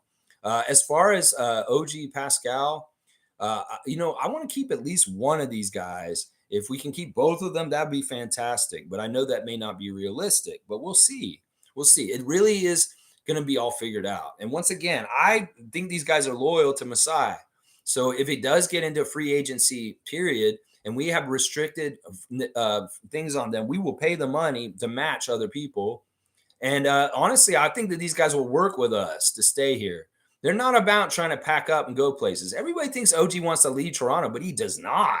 He loves playing for Toronto. This is the only team he's played for, and it's a family to him. And in some ways, OG needs family. He needs Masai and Pascal and Scotty around him. So don't be surprised if both Siakam and Anunoby have a level of loyalty that you may be shocked towards the Toronto Raptors that people around the league didn't realize. You know, they in some ways they love the situation that's here in Toronto, and they kind of don't want to fuck it up. And the allure of going somewhere else is not as attractive as people think to them. Seriously. So we'll see. We'll see how it all works out. Once again, I'm not going to put on a fear on layaway to be worried about something that I can't control myself or get all bent out of shape about. I'm just going to trust in Masai and Bobby, and we'll see how it all goes down. I still don't think that what happened with Fred is a fail by them. That is actually a huge success. We didn't pay Fred, overpay him, and now he's on our team, so everybody can complain and be upset about him and all this stuff. Yeah, no, that's not a fail. Letting him walk and getting paid for $43 million, that's a success story, a homegrown success story that we took a young man who was undrafted and built him up through our G League into a champion. And now he's getting paid very, very much. So in some ways, hey, we made him from nothing. And now look at him. And that it's just a correct lifespan of Fred being a Raptor is what happened. It would have been bad if we paid him and he retained here and oh my gosh, it would have been bad. It would have just been annoying with our fan nation for sure. Cowboys saying, true, Trevor. Our bench needs to stand up. Dennis is the fucking man. There you go. I like that. Jimmy saying, I wouldn't say perfect, but he has been great and has been a lifesaver some games. I give no one an A because we are below 500. Yeah, I can't do that. I really can't. I got to give some of these guys A's, mostly the starters. Pascal, Scotty, Jakob, and Dennis. They're all right there. Very, very high level play this year. Kevin's saying, Dennis, definitely a good signing. Yeah. Yeah, a lot of people are opening their eyes to this. Some people are really ho-hum about it when Fred left, and they're like, oh, they're going to replace him with Dennis? Yeah, and then the FIBA World Cup happened, and they got looking more and more better, and then it came in reality, and it looked real good once he did hit the ground with the Raptors and running with us. You know, it was fantastic getting him right before FIBA World Cup, and then him having that dream run with Team Germany. That was just perfect. It was almost like Bobby Masai got value from signing him before. He could have been maybe paid more after FIBA World Cup because of the prestige of what happened there. So in some ways, that's smart. They're already getting an increase in value without the guy even playing for us because they got him right before FIBA World Cup. And then boom, he was the MVP. And I'm telling you, that looks real good. That looks like it's a smart investment. And the dude hasn't even played for us yet. That was awesome. So awesome. Cowboys grades are Scotty A+, Pascal A, OG B+, Yak B+, and Dennis B+, bench D-. That's, you know what? I can't disagree with that kind of stuff. It's like the easy saying Malachi gets a D-. Yeah, that's where I put him. A D-. You know, there's not enough good stuff. We're like cheering for you to just make a pass and connect it to someone. We're cheering for you to make one three-pointer. It's like, what the fuck are we cheering for? This man, we should be cheering for him to get 15 points. We should be cheering for him to get 20 points. We should be cheering for him to get 10 assists. We should be cheering for him to get 5 steals. We should be cheering for him to nail 6 3-pointers. Not fucking, he made 2 threes and made 10 points in 30 minutes with 4 assists. No, fuck that kind of production. Seriously, what is our quality control here? As far as like, this is good enough, Malachi. You scored 9 points and 4 assists in 35 minutes. I'm like, what the fuck is that stat line? Seriously. Oh my gosh. Come on now. Cowboys saying, I'm so glad we have Darko as our coach. I am too. I would have been really happy with Jordy too. Like Jordy coaching FIBA really showed like, man, this guy's going to be really good too. But those two guys being our finalists and us going with Darko, in some ways, Darko's better than Jordy because he's older. And I think that in some ways, Darko's a little bit more clout around the league than Jordy would already. Like Darko really is beloved and liked, or he's popular around the NBA. And that doesn't hurt. In some ways, Nick is not popular.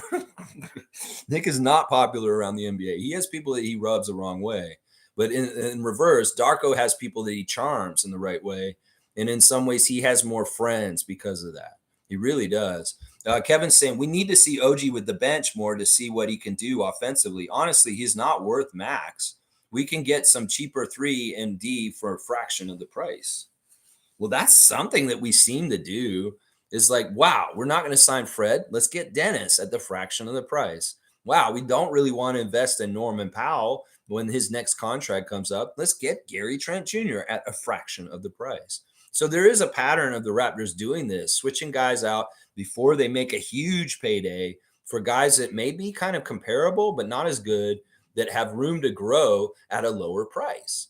So there is something to what Kevin's saying here. And part of it is for Gary and OG particularly, y'all are playing for your contract right now. So really play high levels so you earn that money that you should be getting.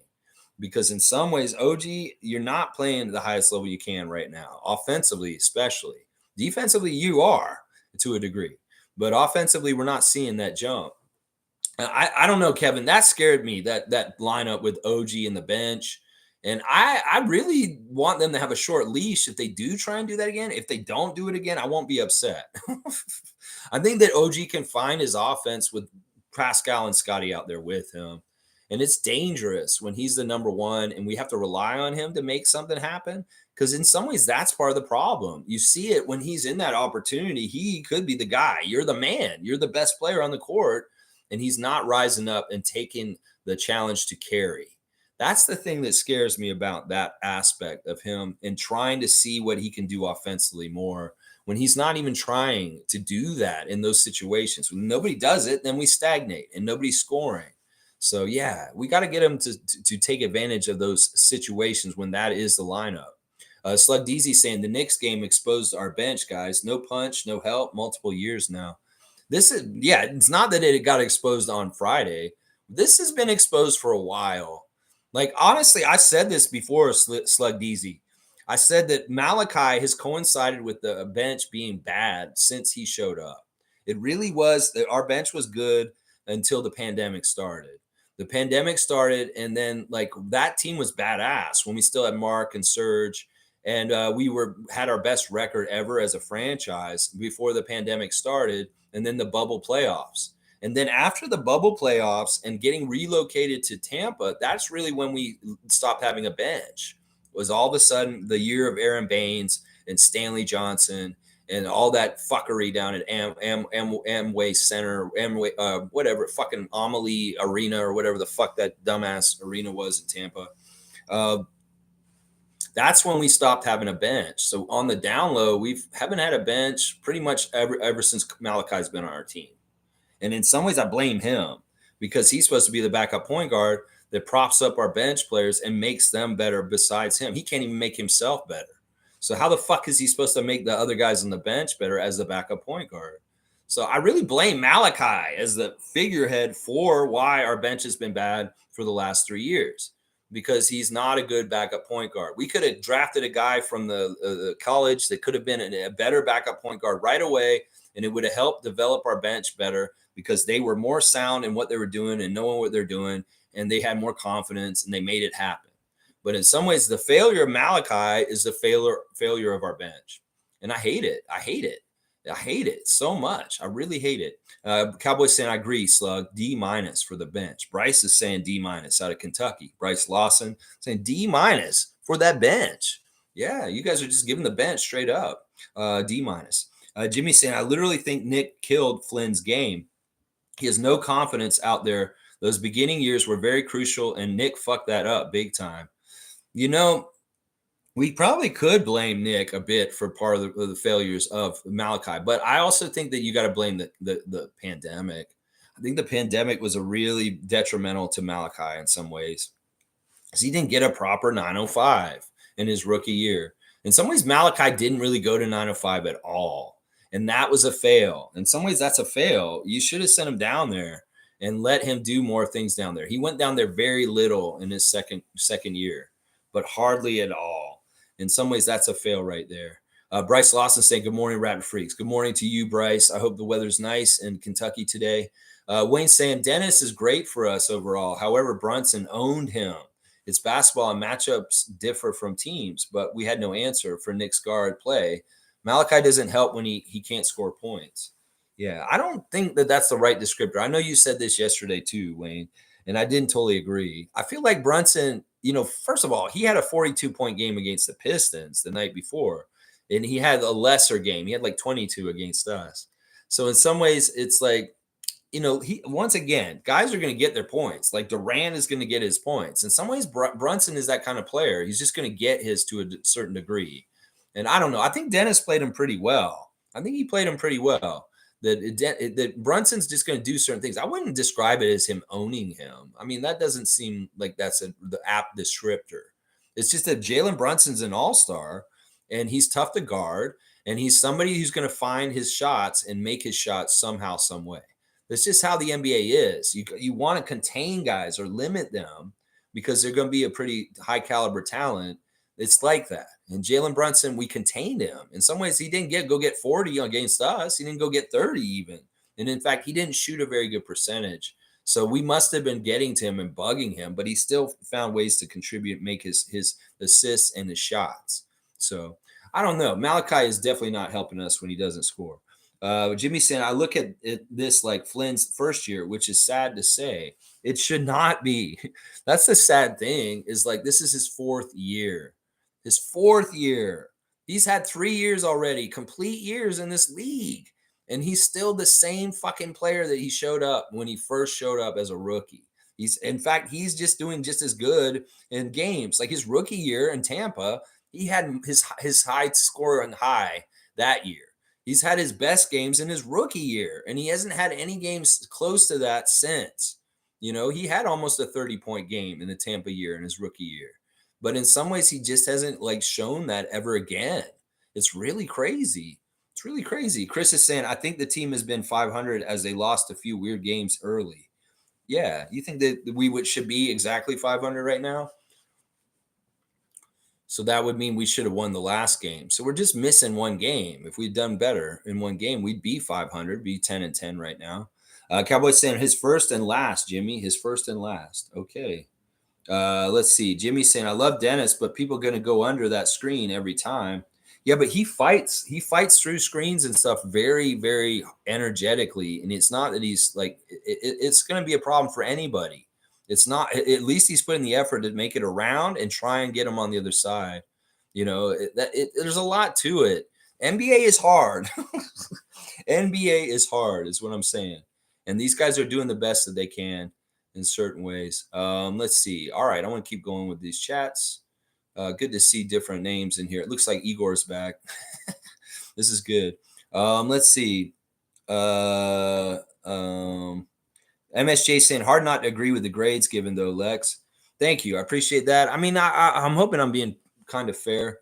Let's see. Kevin's saying if we don't sign OG back, Hunter from Atlanta and Thibault could be good, cheaper options. I hate Matisse Thybulle. I don't want him on our team. Hunter, you want DeAndre Hunter? It's not a bad player. He's somebody that I like better. Let's see. Slug saying we thought Fred was our Kyle replacement. Turns out he wasn't so technically. We're still trying to replace Kyle. We will struggle until we have a floor general that fits our new coach and style of play. We have that guy. It's Dennis. Dennis is Kyle right now, and he's doing fine, honestly. In fact, you see it on the court, Slug DZ. Every time Dennis is huddling these guys, and he's keeping them up to date and involved and talking. He's doing team captain stuff, and he is the floor general. You just open your eyes. You'll see it. It's great because in some ways you want that pairing to be trustful. Is why Kyle Lowry and Nick Nurse were so close. There's a trust. Kyle was the extension of Nick on the court, just like Fred was afterwards. Well, Dennis is the extension of Darko on the court, and he very much is the floor general, and he is all these things you just described. So we don't need this. It's already here, and he's doing an effective, good job of it. He's keeping our guys organized. He's a respected leader that they're listening to, unlike Fred last year. And that's good. That's an upgrade because Dennis has the respect of the younger players, and he is very much keeping them organized and professional and talking to them on the court about keeping things right with what's happening in the game. His expertise from playing with the Lakers, the Celtics, the Thunder, the Hawks in his 10-year NBA career is fruitful and worthwhile and useful for him to give intelligent instruction to the younger guys on our team. So yeah, it's Dennis. Dennis is Kyle Lowry for our team right now. Let's see. Country Kong saying, Lex, Masai should have let Malachi start. I love Dennis, but I'm telling you, Malachi's the kind of guy that needs a long leash. Some nights he gets 2 shots. Some nights he gets 5. He never got a chance. This is bullshit. This is bullshit. I'm sorry. With all due respect, JP, I love you, man. But this is bullshit. He's given so many chances over the last couple of years, and he just fails over and over again. He's had games where he was a starter. He's had games where he's gotten 30-plus minutes. It doesn't matter. He still doesn't give any production. It's hollow minutes. He's not giving us extra stats. Him and Gary do not get stats across the board as far as steals, blocks, rebounds, and assists. They're very empty. They're only shooters. And if they're not shooting their shot and it's not going in, they're useless. And they should not be in the fucking game. And in some ways, your idea is interesting because in some ways, okay, let me just think about it. We take Dennis, we put him on the bench. So now we have a very good backup point guard that will run the bench unit. And that's one of the things I said we need. But we've got a guy that's going to start, that's going to be shaky. He could cause really dumb turnovers at the beginning of the game. He could be like cold right away and just wasting away. And really, he doesn't deserve it. It's not like we owe him anything. We do not owe Malachi jack shit. His opportunities have come, and he has not taken the opportunities and ran with them. So we don't owe him jack shit. And I think that this would be not a good idea because in some ways, the way our starting lineup is running is good, is perfect. In some ways, it's really completely the bench that just needs help. And it's not like once again, I said this about Gary yesterday. If you take, it doesn't matter if they start or come off the bench. They're going to be just as shitty in either role. They're just going to be just as shitty. We can start Malachi for 5 games and he'll have the same fucking stat line if he came off the bench. Seriously, I could see him getting he may not even get to play a whole lot of the game because Darko's like, man, he's killing us. He's no good. And I have to take him out. I started him, but he's still going to get bench minutes because he's not good enough quality to play. And then he ends up with 25 minutes, 5 points on 2 of 9 shooting with fucking, 4 missed 3-pointers, something like that. And he plays 25 minutes and he starts. It's not going to change. Whether you start a guy or not doesn't make them get better all of a sudden. And I understand you saying you want to give him a long leash. I'm not about that. I'm about tightening that leash and saying you need to earn your minutes with production. You need to be giving us stuff while you're out there. Otherwise, you're just doing cardio and you're wasting our time. And so, all due respect, JP, I'm gonna disagree with you on this one. But it's an interesting idea. And I thought about it. It was like, well, that would help the bench. Dennis being the backup point guard, that's for sure. But in some ways, what cost? In some ways, we need him to help the starters. Cowboys saying, I love Toronto, but everything you said is true. I know it sucks because it wasn't always this way. It's just gotten worse and worse. You know, the leadership of John Tory running this city and fucking Doug Ford in the province has ruined this city, has made this city unlivable and really hard for anybody who's ordinary or just average to live here. You have to be extremely rich or some sort of criminal to live in this city now. And fuck that shit. You know, you could be extremely rich and you are a criminal too. It's just how it is. But yeah, it sucks, man. I wish this city was better for people, but it's not. And Olivia Chow, you need to do something in your leadership and fight for us and stop fucking kowtowing to fucking Ford and his bullshit. Bryce is saying, Country Con, what are you thinking? Laugh out loud. He thinks it's crazy to let Malachi start. I mean, you got to think about ideas like this. It's an interesting brain exercise. It is. But I don't think he'd be any better. I think he'd be just as shitty. He'd just be starting. Igor's here. Igor, good to see you, Igor Volkov. Gardening, homesteading, making fertile land, and being a part of nature is a beautiful and spiritual thing. You will love it 100%. Thank you, Igor. Thank you, my man. Yeah, that's part of what it is. I want to get back to feeling one with nature and having a connection with it. It's really important. It's so important. It can really, really get you back into a good place. In some ways, the world is so AI, plastic bullshit, online, everything, so much noise. Sometimes you just need to get back to the basics, and that's a tree. and a plant and an animal in the yard. And that's what I'm all about. Igor, I love it, man. You're going to see my journey because I do this stream every single morning. You're going to see me that when I move out there, I'm going to incorporate doing streams outside more often. And I may be doing a little bit of mixing of things that I'm learning from doing my gardening experiments on this channel. So in some ways, the content may get a little bit more about like growing things and tips on how to grow stuff, and maybe even some updates on what I'm doing with like plants. It could very well be I make plants in the yard and I name them like our players. And I say, oh, let's go check on Precious today. Look at how Precious is growing today. Look, Precious grew another 3 inches. It could be a certain kind of plant or something like that. So there's going to be some interesting content in the years to come on this channel with hybriding maybe some gardening stuff on there and homesteading stuff for sure. Igor, I'd love to see you back again today, man. Cowboy's saying a garden is the best feeling.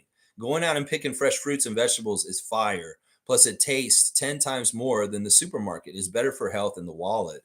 There's all kinds of reasons for this. I'm advocating for more of you guys. Even if you live in the city and you don't live somewhere you have a yard, you can grow stuff in your house. You can grow tomatoes in your house. You can grow all kinds of food. And I think that the way the world is going right now, that this is just smart. In some ways, we should be teaching our children in school how to grow their own food, but the big food companies do not want that. And in some ways, we don't want what they want. We want what we want. And that's to teach our children how to grow their own food so they're less dependent on big corporations to feed themselves. And even in everybody's individual life, you guys could get better at adding something. Just start growing one thing and experiment with it and get better at growing stuff. There's a real signal by Bill Gates that he's buying most of the farmland up in North America right now, because in some ways he sees the future of what's an important commodity, and that's being able to grow food. With climate change and different things like that, this may be more and more important for people. That it's signaling that if Bill Gates wants to buy all of the land to grow food on, that he sees something coming. And in some ways, y'all need to be ahead of things too, and maybe start thinking about growing more stuff for yourself, because you see what those grocery prices are like. And do you think that they're going to go down? No, they're greedy as fuck, the Weston family. And the less we have to give them money because we grow our own damn food, the better. Because listen, that's why they don't teach how to grow shit in school anymore, is because the Westons told them not to. The lobbyists said, don't fucking teach them how to grow their own food. Then they can take care of themselves and they won't need me and I won't make my money. That's what I'm saying, y'all. It's so much more important in today's life to get more self-sufficient in any kind of way. Whether you get solar power and you get off the grid from the energy prices, whether you drive less and you drive a hybrid, or you ride your bike, whether you make your own food because you grow it yourself. It's all very important and smart. And Cowboy's exactly right. When you grow it, you know what's gone on it. No pesticides, no crazy shit, and you know what you did to it. And in some ways, it does taste way better because you grew it and you know what you did to it, and it's all natural. There you go. Chris is saying, move to Central America, bro. Central America be awesome because of the temperature. And I know Chris has spent a lot of time in Central America in the recent years. This is the thing. The property I'm moving to is family owned. So I'm good. I will own the land so I can live there for the rest of my life and never have to pay anything but property tax. So it's set up for me that this is the destiny that I need to go to, because it just makes sense. I don't want to pay rent in this apartment that I'm sitting in right now any longer. So next year I will be moving and I will never have to pay rent again for the rest of my life. And thank God, because I'll be living on a piece of property that is owned by me and my family. So Country Kong's saying, I'm thinking backup point guard is the hardest role in the league. It's like being a backup QB. All the responsibility, none of the authority, like a substitute teacher. Name some notable backup point guards. I'll wait. Back in the day, I used to know a ton of them, Country Kong. Like in the 80s and the 90s, the backup point guard was actually a role that kind of did get some shine, and people would talk about it. A lot of it was very dealt with like quarterback in football. You have your starting quarterback, you have your backup point guard, and you have your third quarterback on football teams. And it really was the prospect of the backup quarterback or point guard was kind of going to take the seat of the starter at some point. You really kind of had that system of bringing somebody up underneath. And that's why the system in the NBA should be like that. But in some ways, our system has gotten all screwed up because of Flynn. That's what I'm saying. Back in the day, I can think of like good backup point guards. How about the New York Knicks, Charlie Ward? He wasn't a starter for a long time. He was the backup point guard, and then he ended up becoming the starter for the Knicks at some point. There's been different backup point guards that are notable. Spud Webb is another one. Spud Webb was the backup point guard for the Hawks in the 80s, but he wasn't a starter. Doc Rivers was. But Spud ran that second unit, and he did a pretty good job as it, and he was the backup point guard. I don't know. I'm trying to think of more. Like more modern era, it's tough to really kind of determine who the backup point guard is, unless your name is Tyus Jones or something like that. Those guys were backup point guards, the Jones brothers, for the last couple of years. And they were pretty good backup point guards. Let's see. Who else would have been a backup point guard that I can remember or think of note? It's tough because it's a tough position to get notoriety from because you're usually setting other people up, not doing the scoring. And we know that everybody puts shine on people who are scoring more. So you're more likely to know about Lou Williams as a backup off the bench as a scoring six man than like the unsung backup point guard like Peyton Pritchard or something like that. Peyton Pritchard's a pretty good example of a good backup point guard. Let's just put it that way. Yeah. Let's see. Bryce Lawson said, I just don't think we have an identity and we don't have a direction. See, I don't agree with that. You're buying the thing that everybody's trying to say, but that's not true. Our direction is Scotty. Our direction is build around Scotty and continue to make the best team around Scotty. Now, we have a pretty good team around him right now. It just needs to be fine-tuned. So there is definitely a direction. The problem is that we just don't have the shooting to justify the team. And some people are kind of like, well, you don't have a team then if you don't have good shooting. Well, I think we can make good shooting happen through either a deal or better development through our guys. So there is a direction there. Don't buy it. Don't buy that line they're trying to sell you, Bryce. Cowboys saying facts, Igor. Bam, bam, bam. Yeah. G saying it doesn't have to be exclusive 3-point shooters. Players that are average to above average, like Scotty, improving will help. If OG can get back to at least 40% and Dennis shooting decent, the bench, okay, and he cut it out. Yeah. I mean, that's part of it is like we just need Siakam to shoot better from three. That will improve things quickly. If Siakam just gets out of his 3-point slump, that's a big improvement. If Anunoby gets more to his career average and shoots a little bit better, Gary wakes up and he's not so hurt. Malachi finally shows up and plays how he's supposed to play. These are all the guys that are supposed to be filling this part right now. They are. Scotty's filling his part. He got better as a 3-point shooter this summer. He's more deadly. They have to respect him more. So he did his part in helping with the 3-point shooting problem. Siakam worked that hard stuff too this summer, but it's not adding up in the results this year so far yet. But Gary and OG were really good 3-point shooters for last year, and they're not showing up this year. So that is a big problem right there. That's a big difference. We didn't have very good 3-point shooting last year, but OG and Gary at least showed good 3-point shooting for us at times, but they're not even doing it. So it looks even worse this year than last year, partly because two of our best shooters last year are not doing well this year. Yeah, it's a lot. A lot of different people could do better, and then all of a sudden it adds up. MSJ saying, Country Kong, I know what you mean, but we all have been watching Flynn too long. Yeah, I'm sick of it. We've given him so many chances. He's gotten way more chances in this league than average NBA players would get at this point.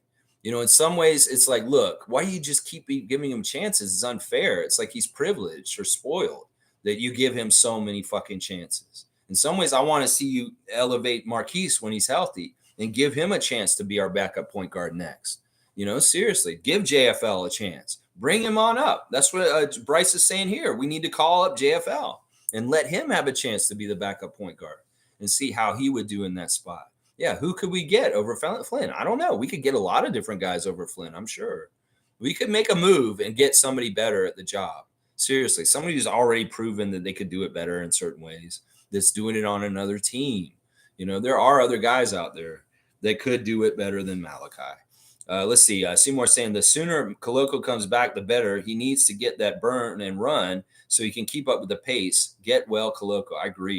I agree completely with everything there. G saying the bench doesn't scare teams from three. Flynn has been iffy. Gary inconsistent. McDaniels needs to get back to 40%. And Grady will be a huge help once he becomes consistent. Yeah. The help is coming. The different things could happen will make it a lot easier and better in a couple different ways. The things we just mentioned and what G is saying here.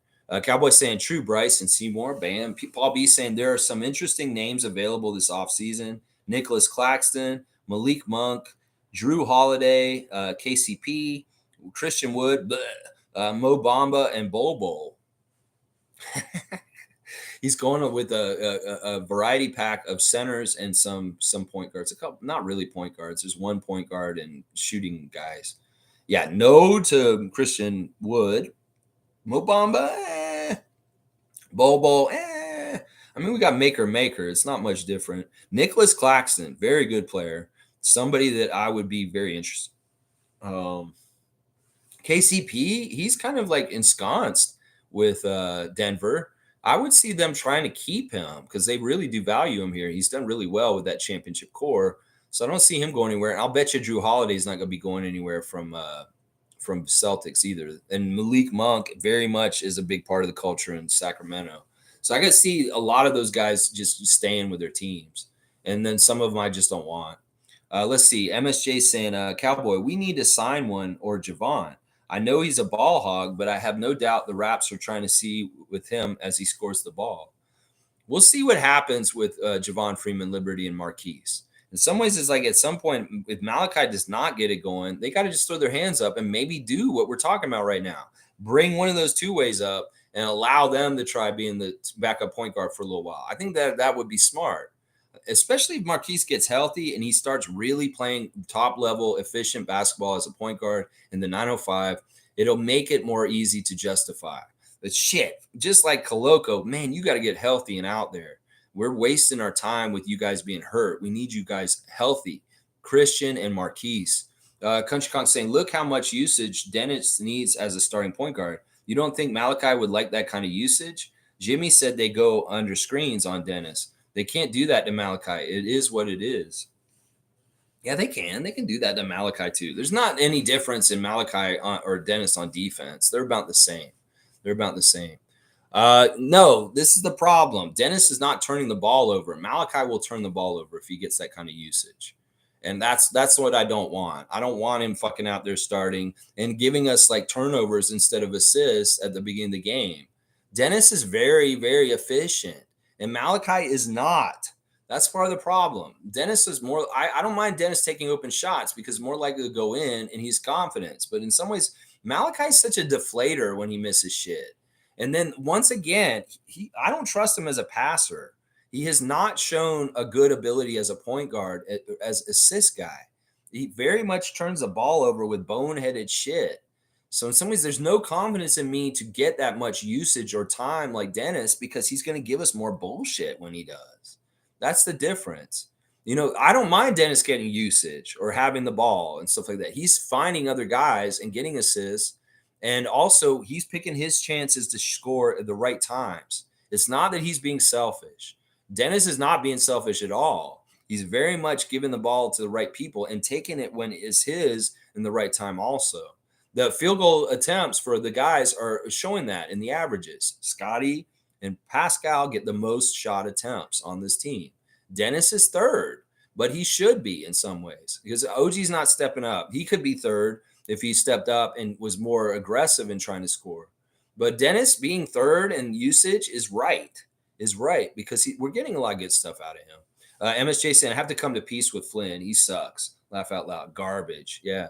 MSJ. Yep. And there's the garbage can. Yeah, it sucks because I'm rooting for him, but it fucking at what point? Seriously, when are we gonna give up?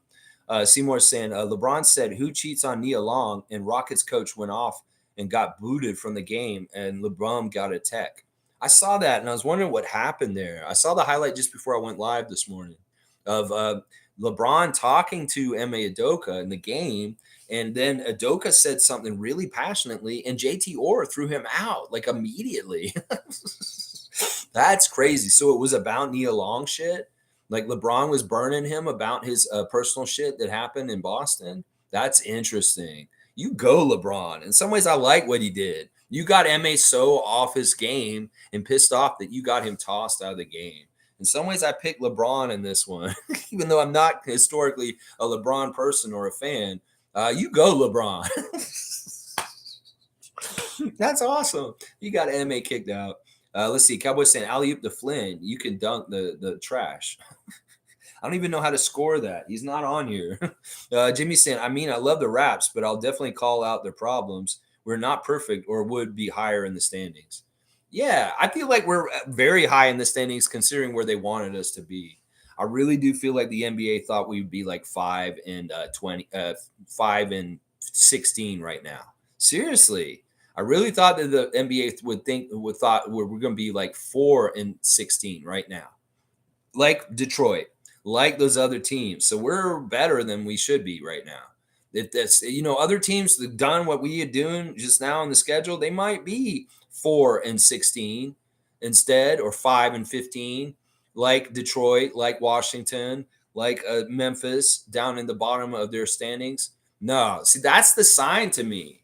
If we're such a shitty team, we should be down there with Detroit. No, no, no, no, no. We've had a really difficult schedule. I think somebody said the fifth most difficult schedule out of all the NBA teams so far this season. So we got to keep it all in context and understand. Let's see. Wayne saying the only concern I have is that our development timeline works and we benefit by getting into championship games. We might need to tweak the roster to maximize outcomes. That's the front office's job. Yeah. Yeah, and we will. We're going to tweak it. There's always a work in progress. And, even our championship year, they trade Jonas to get Marc Gasol. It's not like our front office doesn't understand what all the ingredients take to win a championship. And they knew how to do it exactly right in 2019. So I have faith that Masai knows how to build a championship team and what ingredients are missing from the recipe to add later to make it better and better to get closer and closer to the championship stuff.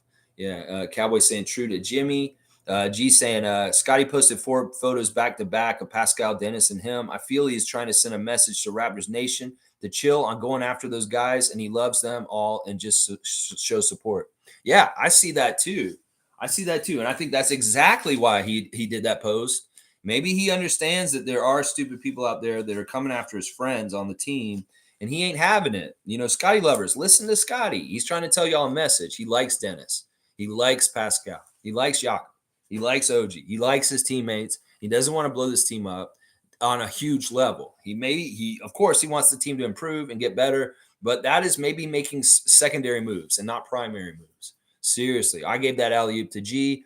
Let's see. Cowboys saying 20 games in, and I'm happy with what this team's done so far. Masai ain't done. Yes, there's going to be losses with a new coach. And the fact that we're 9-11 right now is not horrible, y'all. That is not horrible, considering that they gave us 0-6 to the Atlantic Division right away. That's 6 of our 11 losses were calculated losses to the Atlantic Division. And then there's 5 otherwise, 9-5 otherwise. That's not bad considering things. I'm telling you, the refs very much manipulated a bunch of our games this year already. Cowboys saying Masai A+. That's what I give Masai too. An A+, or A, at least an A. MSJ saying, I don't blame Flynn. It's like if one of us were out there, laugh out loud, we would try as hard as we could and fail, laugh out loud. Flynn just doesn't have the physical skills to be in the NBA. It's not his fault. I mean, we got to blame people for not playing up to the level that we need them to do with the minutes and the things that we're doing on the court. And he's hurting us. And that's why I blame him. Sure, none of us are NBA caliber players. We're not even close to what Flynn's doing. And yeah, we can keep it in realistic terms that, yeah, we're not even close to the league. And he's a way better player than any of us ever will be. Sure, we can say that. In some ways, that's what I'm saying is as much as we're not good enough to be on this level or this level of basketball, maybe Malachi is not good enough to be in the NBA level at this point. That's why I want to lie to him. Tell him it's a pro-am. Cowboys saying once Masai makes some small roster moves, it's over 100%. I want to see this move, and everybody, it's going to be weird, and people are going to be like, what is this? And then they'll be like, holy shit, they were right. They're geniuses is what's going to happen. It could be very well be something that people are like, what the fuck are they doing? And then all of a sudden they'll see the realistic parts of what happens on the court. And then people are like, oh, I see what they were doing now. I feel like that's what's going to happen. G's saying OG cooks his own meals, dresses very humbly, fired clutch. I don't get the impression he cares about money like that. We may be surprised and he takes less to help the team. We truly never know. We just got to wait to those paths and cross them. And when we get everything in this right order, right now we're in the middle of the season. We're playing to get better under Coach Darko's new system. And all this front office stuff, well, they're doing stuff and they're looking at things and figuring it out. Their schedule is their own, and we'll see when these things happen. I just trust that, they're not going to screw up with Siakam or Anunoby. If things happen a certain way and it does seem like the front office screwed up, we'll talk about it. But let's not forecast failure. Let's forecast good things happening. And that's retaining these guys for good prices. Let's see. Jimmy's saying, you got to watch the footage, Lex. He controlled that game and was the reason why we lost. We couldn't stop Brunson when it mattered. I know you guys keep saying that, but listen, he wasn't as big of a factor as DiVincenzo. This DiVincenzo's shooting absolutely killed us. We could handle Brunson and deal with what he's doing, even if he's playing at a high level, and still win. It's the absolutely open 7 threes that DiVincenzo put in there, that 21 points, that absolutely was the huge difference with what was happening. So, I mean, you guys are giving too much credit to Jalen Brunson. I feel like, you got to remember, he's not the only guy out there that's a threat. You got Randall and Barrett out there also, and they take a lot of attention that helps Brunson look better. I'm not going to prop up Brunson like y'all are saying. I'm going to put him down. He's a factor, and he's a very good player, but I'm not going to say that he is the complete reason why they won. He did help them, and he was a very good leader for them, for sure. Cowboys saying, imagine the Raps without Dennis. It'd be bad. It'd be scary. It'd be scary. We wouldn't have any point guard. We wouldn't have anybody. Cowboys saying it's hard for anyone to stop Brunson. Yeah. Everybody has problems with him to a degree. I feel like our guys do all right. Listen, once again, he had 42 the night before, and we limited him to 22, and he didn't shoot a high percentage, guys. It's not like he shot the lights out. He shot like 9 for 22 in the game on Friday, something like that. So it's not like he was super, super overwhelmingly good. You guys are propping him up a little bit too much than I like. Let's just say.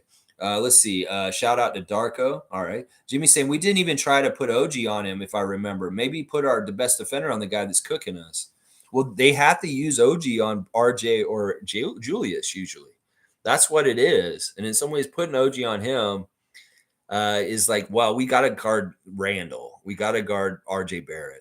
And that's probably why you didn't see him guarding Jalen as much. Gary and Dennis should be able to guard Jalen to a degree pretty good. And I thought they didn't do a bad job. Seriously. It's like I said, every single time, Durant's going to get 30 points against us and we still win because Durant's just going to get 30. A lot of it is that kind of shit. It's like you play Michael Jordan, you try and contain him and not let him score so much. Or maybe you try and focus on the other guys because you can't stop Jordan. In some ways, Jalen Brunson's like that. It's like he's just going to get his to a degree, and you try and slow him down and contain him to a degree. It's the same thing with Maxey. It's that kind of thing. Let's see. Cowboys saying, can you call him, Lex? You want me to call Darko? Nah, I don't want to call Darko, man. I don't know if I'm going to do the phone calls as much this season. The reason why I did phone calls last year was because I was confused about what the fuck Nick was doing. And I felt like we needed to call him and ask him what the hell he's doing with his team. In some ways, I don't have a lot of questions like that. And last year I did. I had questions about what the fuck Nick was doing to our team. And that's why I would call Nick all the time. This year, I don't know. I may do the call thing. It really has to make sense for me to call him for some sort of reason why I would call either Masai or Darko. But I'm not going to do it right now. It's a fun bit. And I know when I do the phone calls to people, it's fun. You guys enjoy it. But I really want a reason. I don't know the reason to call to Darko is right now. Yeah, call Nurse. You want me to call Nurse instead? You know what? I'll do that. I still got Nick Nurse's number, unless he changed it. And I'll call him real quick. Let me see here. Okay. All right. Let's see. It's ringing. Hey, Nick. Oh, yeah, you may not remember me. Last year, I called you a couple times. I'm the Raptors freak. Yeah, you remember? Yeah, you were annoyed by that? Oh, I'm sorry. Well, listen. Things are going pretty good in Philadelphia, though, but I seen that you guys weren't playing the other day. What happened there? Oh, you don't want to answer me? No, seriously. I think you played them too much, and maybe they were hurt. That's why they didn't get to play the other day. Yeah. Well, good job beating LeBron by the biggest number ever. That was pretty damn impressive. Very impressive, honestly. All right, yeah, I'll lose this number. Yeah, okay. Yeah, no, fuck you. All right, bye. All right, there you go. All right, hey, see, you go. There, yeah. See, you didn't want me to call him. You don't want to call him. Oh, that is what it is. All right, let's keep going. Slug DZ saying Dennis is short term fix, Lex. Is he? But is he? Is he or is he? I mean, I'm telling you right now, there's some long term roots that are putting into the ground with Dennis right now. His family and his wife love the city. He is best friends with Darko. His family is best friends with Darko. In fact, we just found out this week that Ellen Schroeder is very close with Darko's wife, and their children, they all get along and they play together and all kinds of stuff. So there's a lot of roots that are going in the ground with Dennis Schroeder around our team right now that may make it like he is part of our long term. You may be shocked about that he may actually really value playing for us. I think he really does, and that he wants to stick with Darko. And we could very well be that Masai and Bobby work with uh, uh, Dennis to get the right number so that it makes sense for us and we can do it the right way. So don't be surprised if he sticks around, because seriously, there's a lot of signs that show that he's very happy here. His family's very happy here, and we're very happy to have him. And I know Darko values him. So Trevor's saying Malachi should be on the XG team. You want him on the video game team? You want him on the video game team? All right, that's cool. All right, let's see. G saying certain players will always get their own. That's why they are the best in the league. It's about limiting them and stopping others from getting momentum and confidence in scoring on us. Yeah, that's the Brunson thing he's saying there. Cowboys saying send Flynn to the 905, bring up JFL. I wish he could go down there, but he can't. He's too many years now. Jimmy's saying shaking my fucking head. Let's see. MSJ saying with Dennis, he is good. You compare him with the best Raptor ever, and Lowry, not fair. And to say Flynn should start, no way. He can't do F all. He played the pick and roll in college, but can't in the NBA. Okay. All right. Yeah. I mean, in some ways, he just doesn't translate to this level. It is what it is. All right. And Jimmy's saying with Gary, it's proven he's a better starter than a bench player. Lex, the stats prove it. And our starting lineup is beyond perfect, Lex. Flynn and starting should not be on the same breath. Laughing my ass off. All right, you're standing on that hill still from the last couple of days. It's fine. I'll allow you to believe that. But honestly, he's just as bad either way right now. It's really the injury.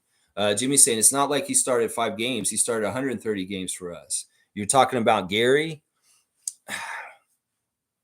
Yeah, but I've seen him start and he's just as ineffective. I just wish he was more consistent night in, night out.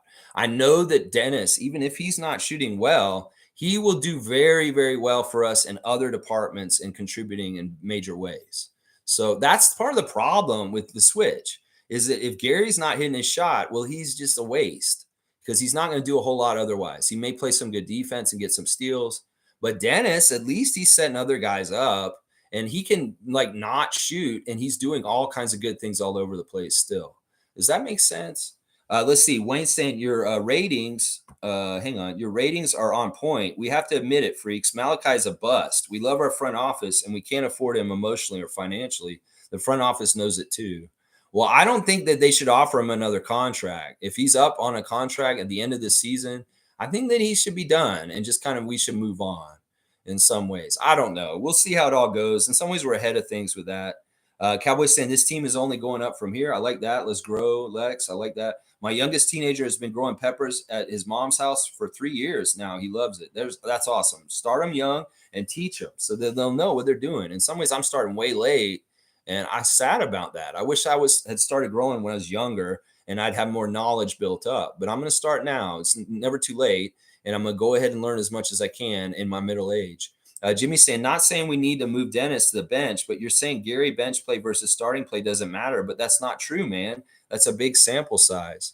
Well, once again, my argument with this, Jimmy, yesterday was the same thing. It's like he's hurt right now. You can't look at last year and what was happening and say that this magically will happen this year. If you put him in the starting lineup, he's going to play just as bad right now. Just trust me on this. It's because he's hurt. If he was healthy, I would argue more to start him, because I know that he'd be able to fill those minutes with production and good things. But it's not about starting, or he knows it. He's got to start getting better himself to earn the minutes again. In some ways, he has to play so good off the bench that it makes Darko have a tough decision not starting him. That's the only way he gets back in the starting lineup. He has to play so good off the bench that it's like Darko can't deny him from doing that. Does that make sense? Because that's the only way he's going to do it. That's the path he has to do it again this time. It's unfortunate, but that's how it is. Let's see. Cowboy saying, I hear you, Jimmy, but you're saying Gary over Dennis. Darko will figure it out. Yeah.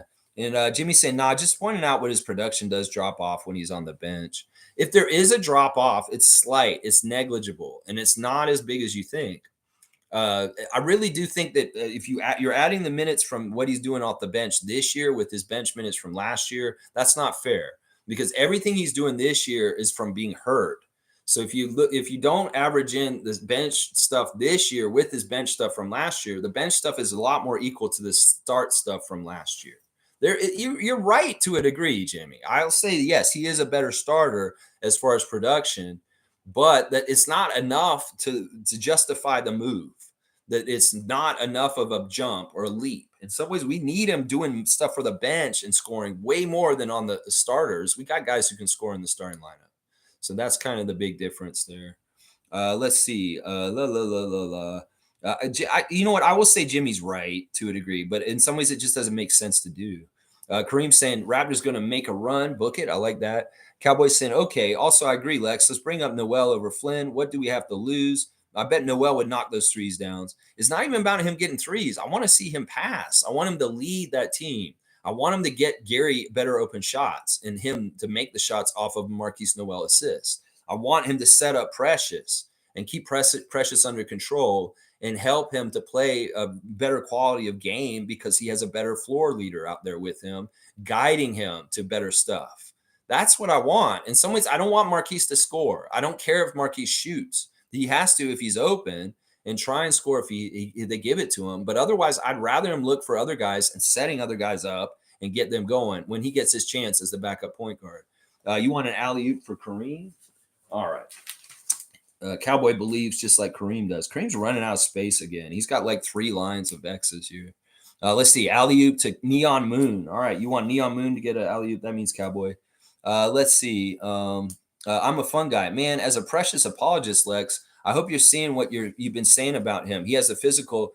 I hope you're seeing what we've been saying about him. He's the physical attributes, but man, his IQ is ruining our team and costing us games. It's crazy. His IQ is actually not bad. I know it seems like it's low or something like that. It's tough. Like what I just said is important. If we had a better backup point guard that could orient him and get the best out of him as a leader, the second unit with him, you'd see a different Precious. In some ways, Malachi is a fail for Precious because he's not helping him as a point guard and a floor general. That's what I'm trying to say here. Big Tune, right? Neon Moon, that's right. Kareem saying Precious. All right, no more comments, y'all. Y'all just keep going, and I want to cut off. Precious has been left in the gray area of the team's plan. He isn't given exact direction. He seems like the only one who doesn't know his role at times. Precious is an easy double-double nightly. Yeah, there's a lot of good things about him. I just want good athletes, good talented athletes, and that's what we got. Cowboys saying yes, yes, and yes. Being up Noel and JFL, Darko, yeah. Bring them up. Wayne saying, let's be practical. OG works exceptionally hard on defense. His energy level is not going to be high, so he has to be set up to score easy points. Give him meals to eat, not to cook. There you go. Give him the microwave meals. They're ready to eat. I like that. Seymour saying, all them alley-oops, Canadian Stockton Cowboy. Who is Raptors' all-time leading assist leader? Kyle Lowry, I believe, right? Cowboy saying, alley-oop to Wayne. Trevor J saying, I was watching the game. Yes, that happened. Seymour saying, give Cowboy a 10-day contract, drop Flynn. Nope, give it to Noel. And Cowboy saying, laugh out loud, fuck you, nurse. Darko's in the house. I honestly don't like hearing that, Jimmy saying. Sorry, Jimmy. Yeah, he doesn't like me saying fuck you to Nick. I have to do a little bit, just a little bit.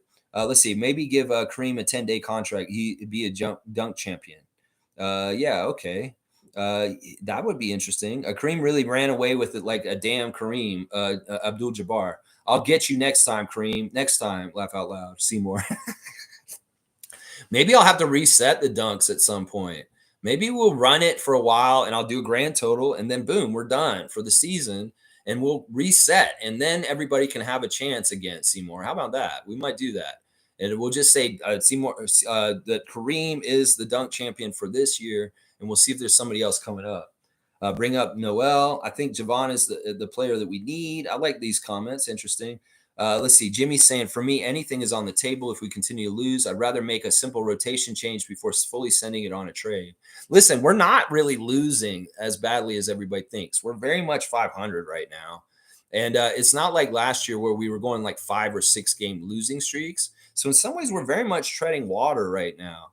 So in some, I don't really describe us as losing a lot right now. It's just we're playing a tough schedule and we have more losses than wins. But in some ways, we could change that really quickly, very, very quickly. Peace from Jimmy.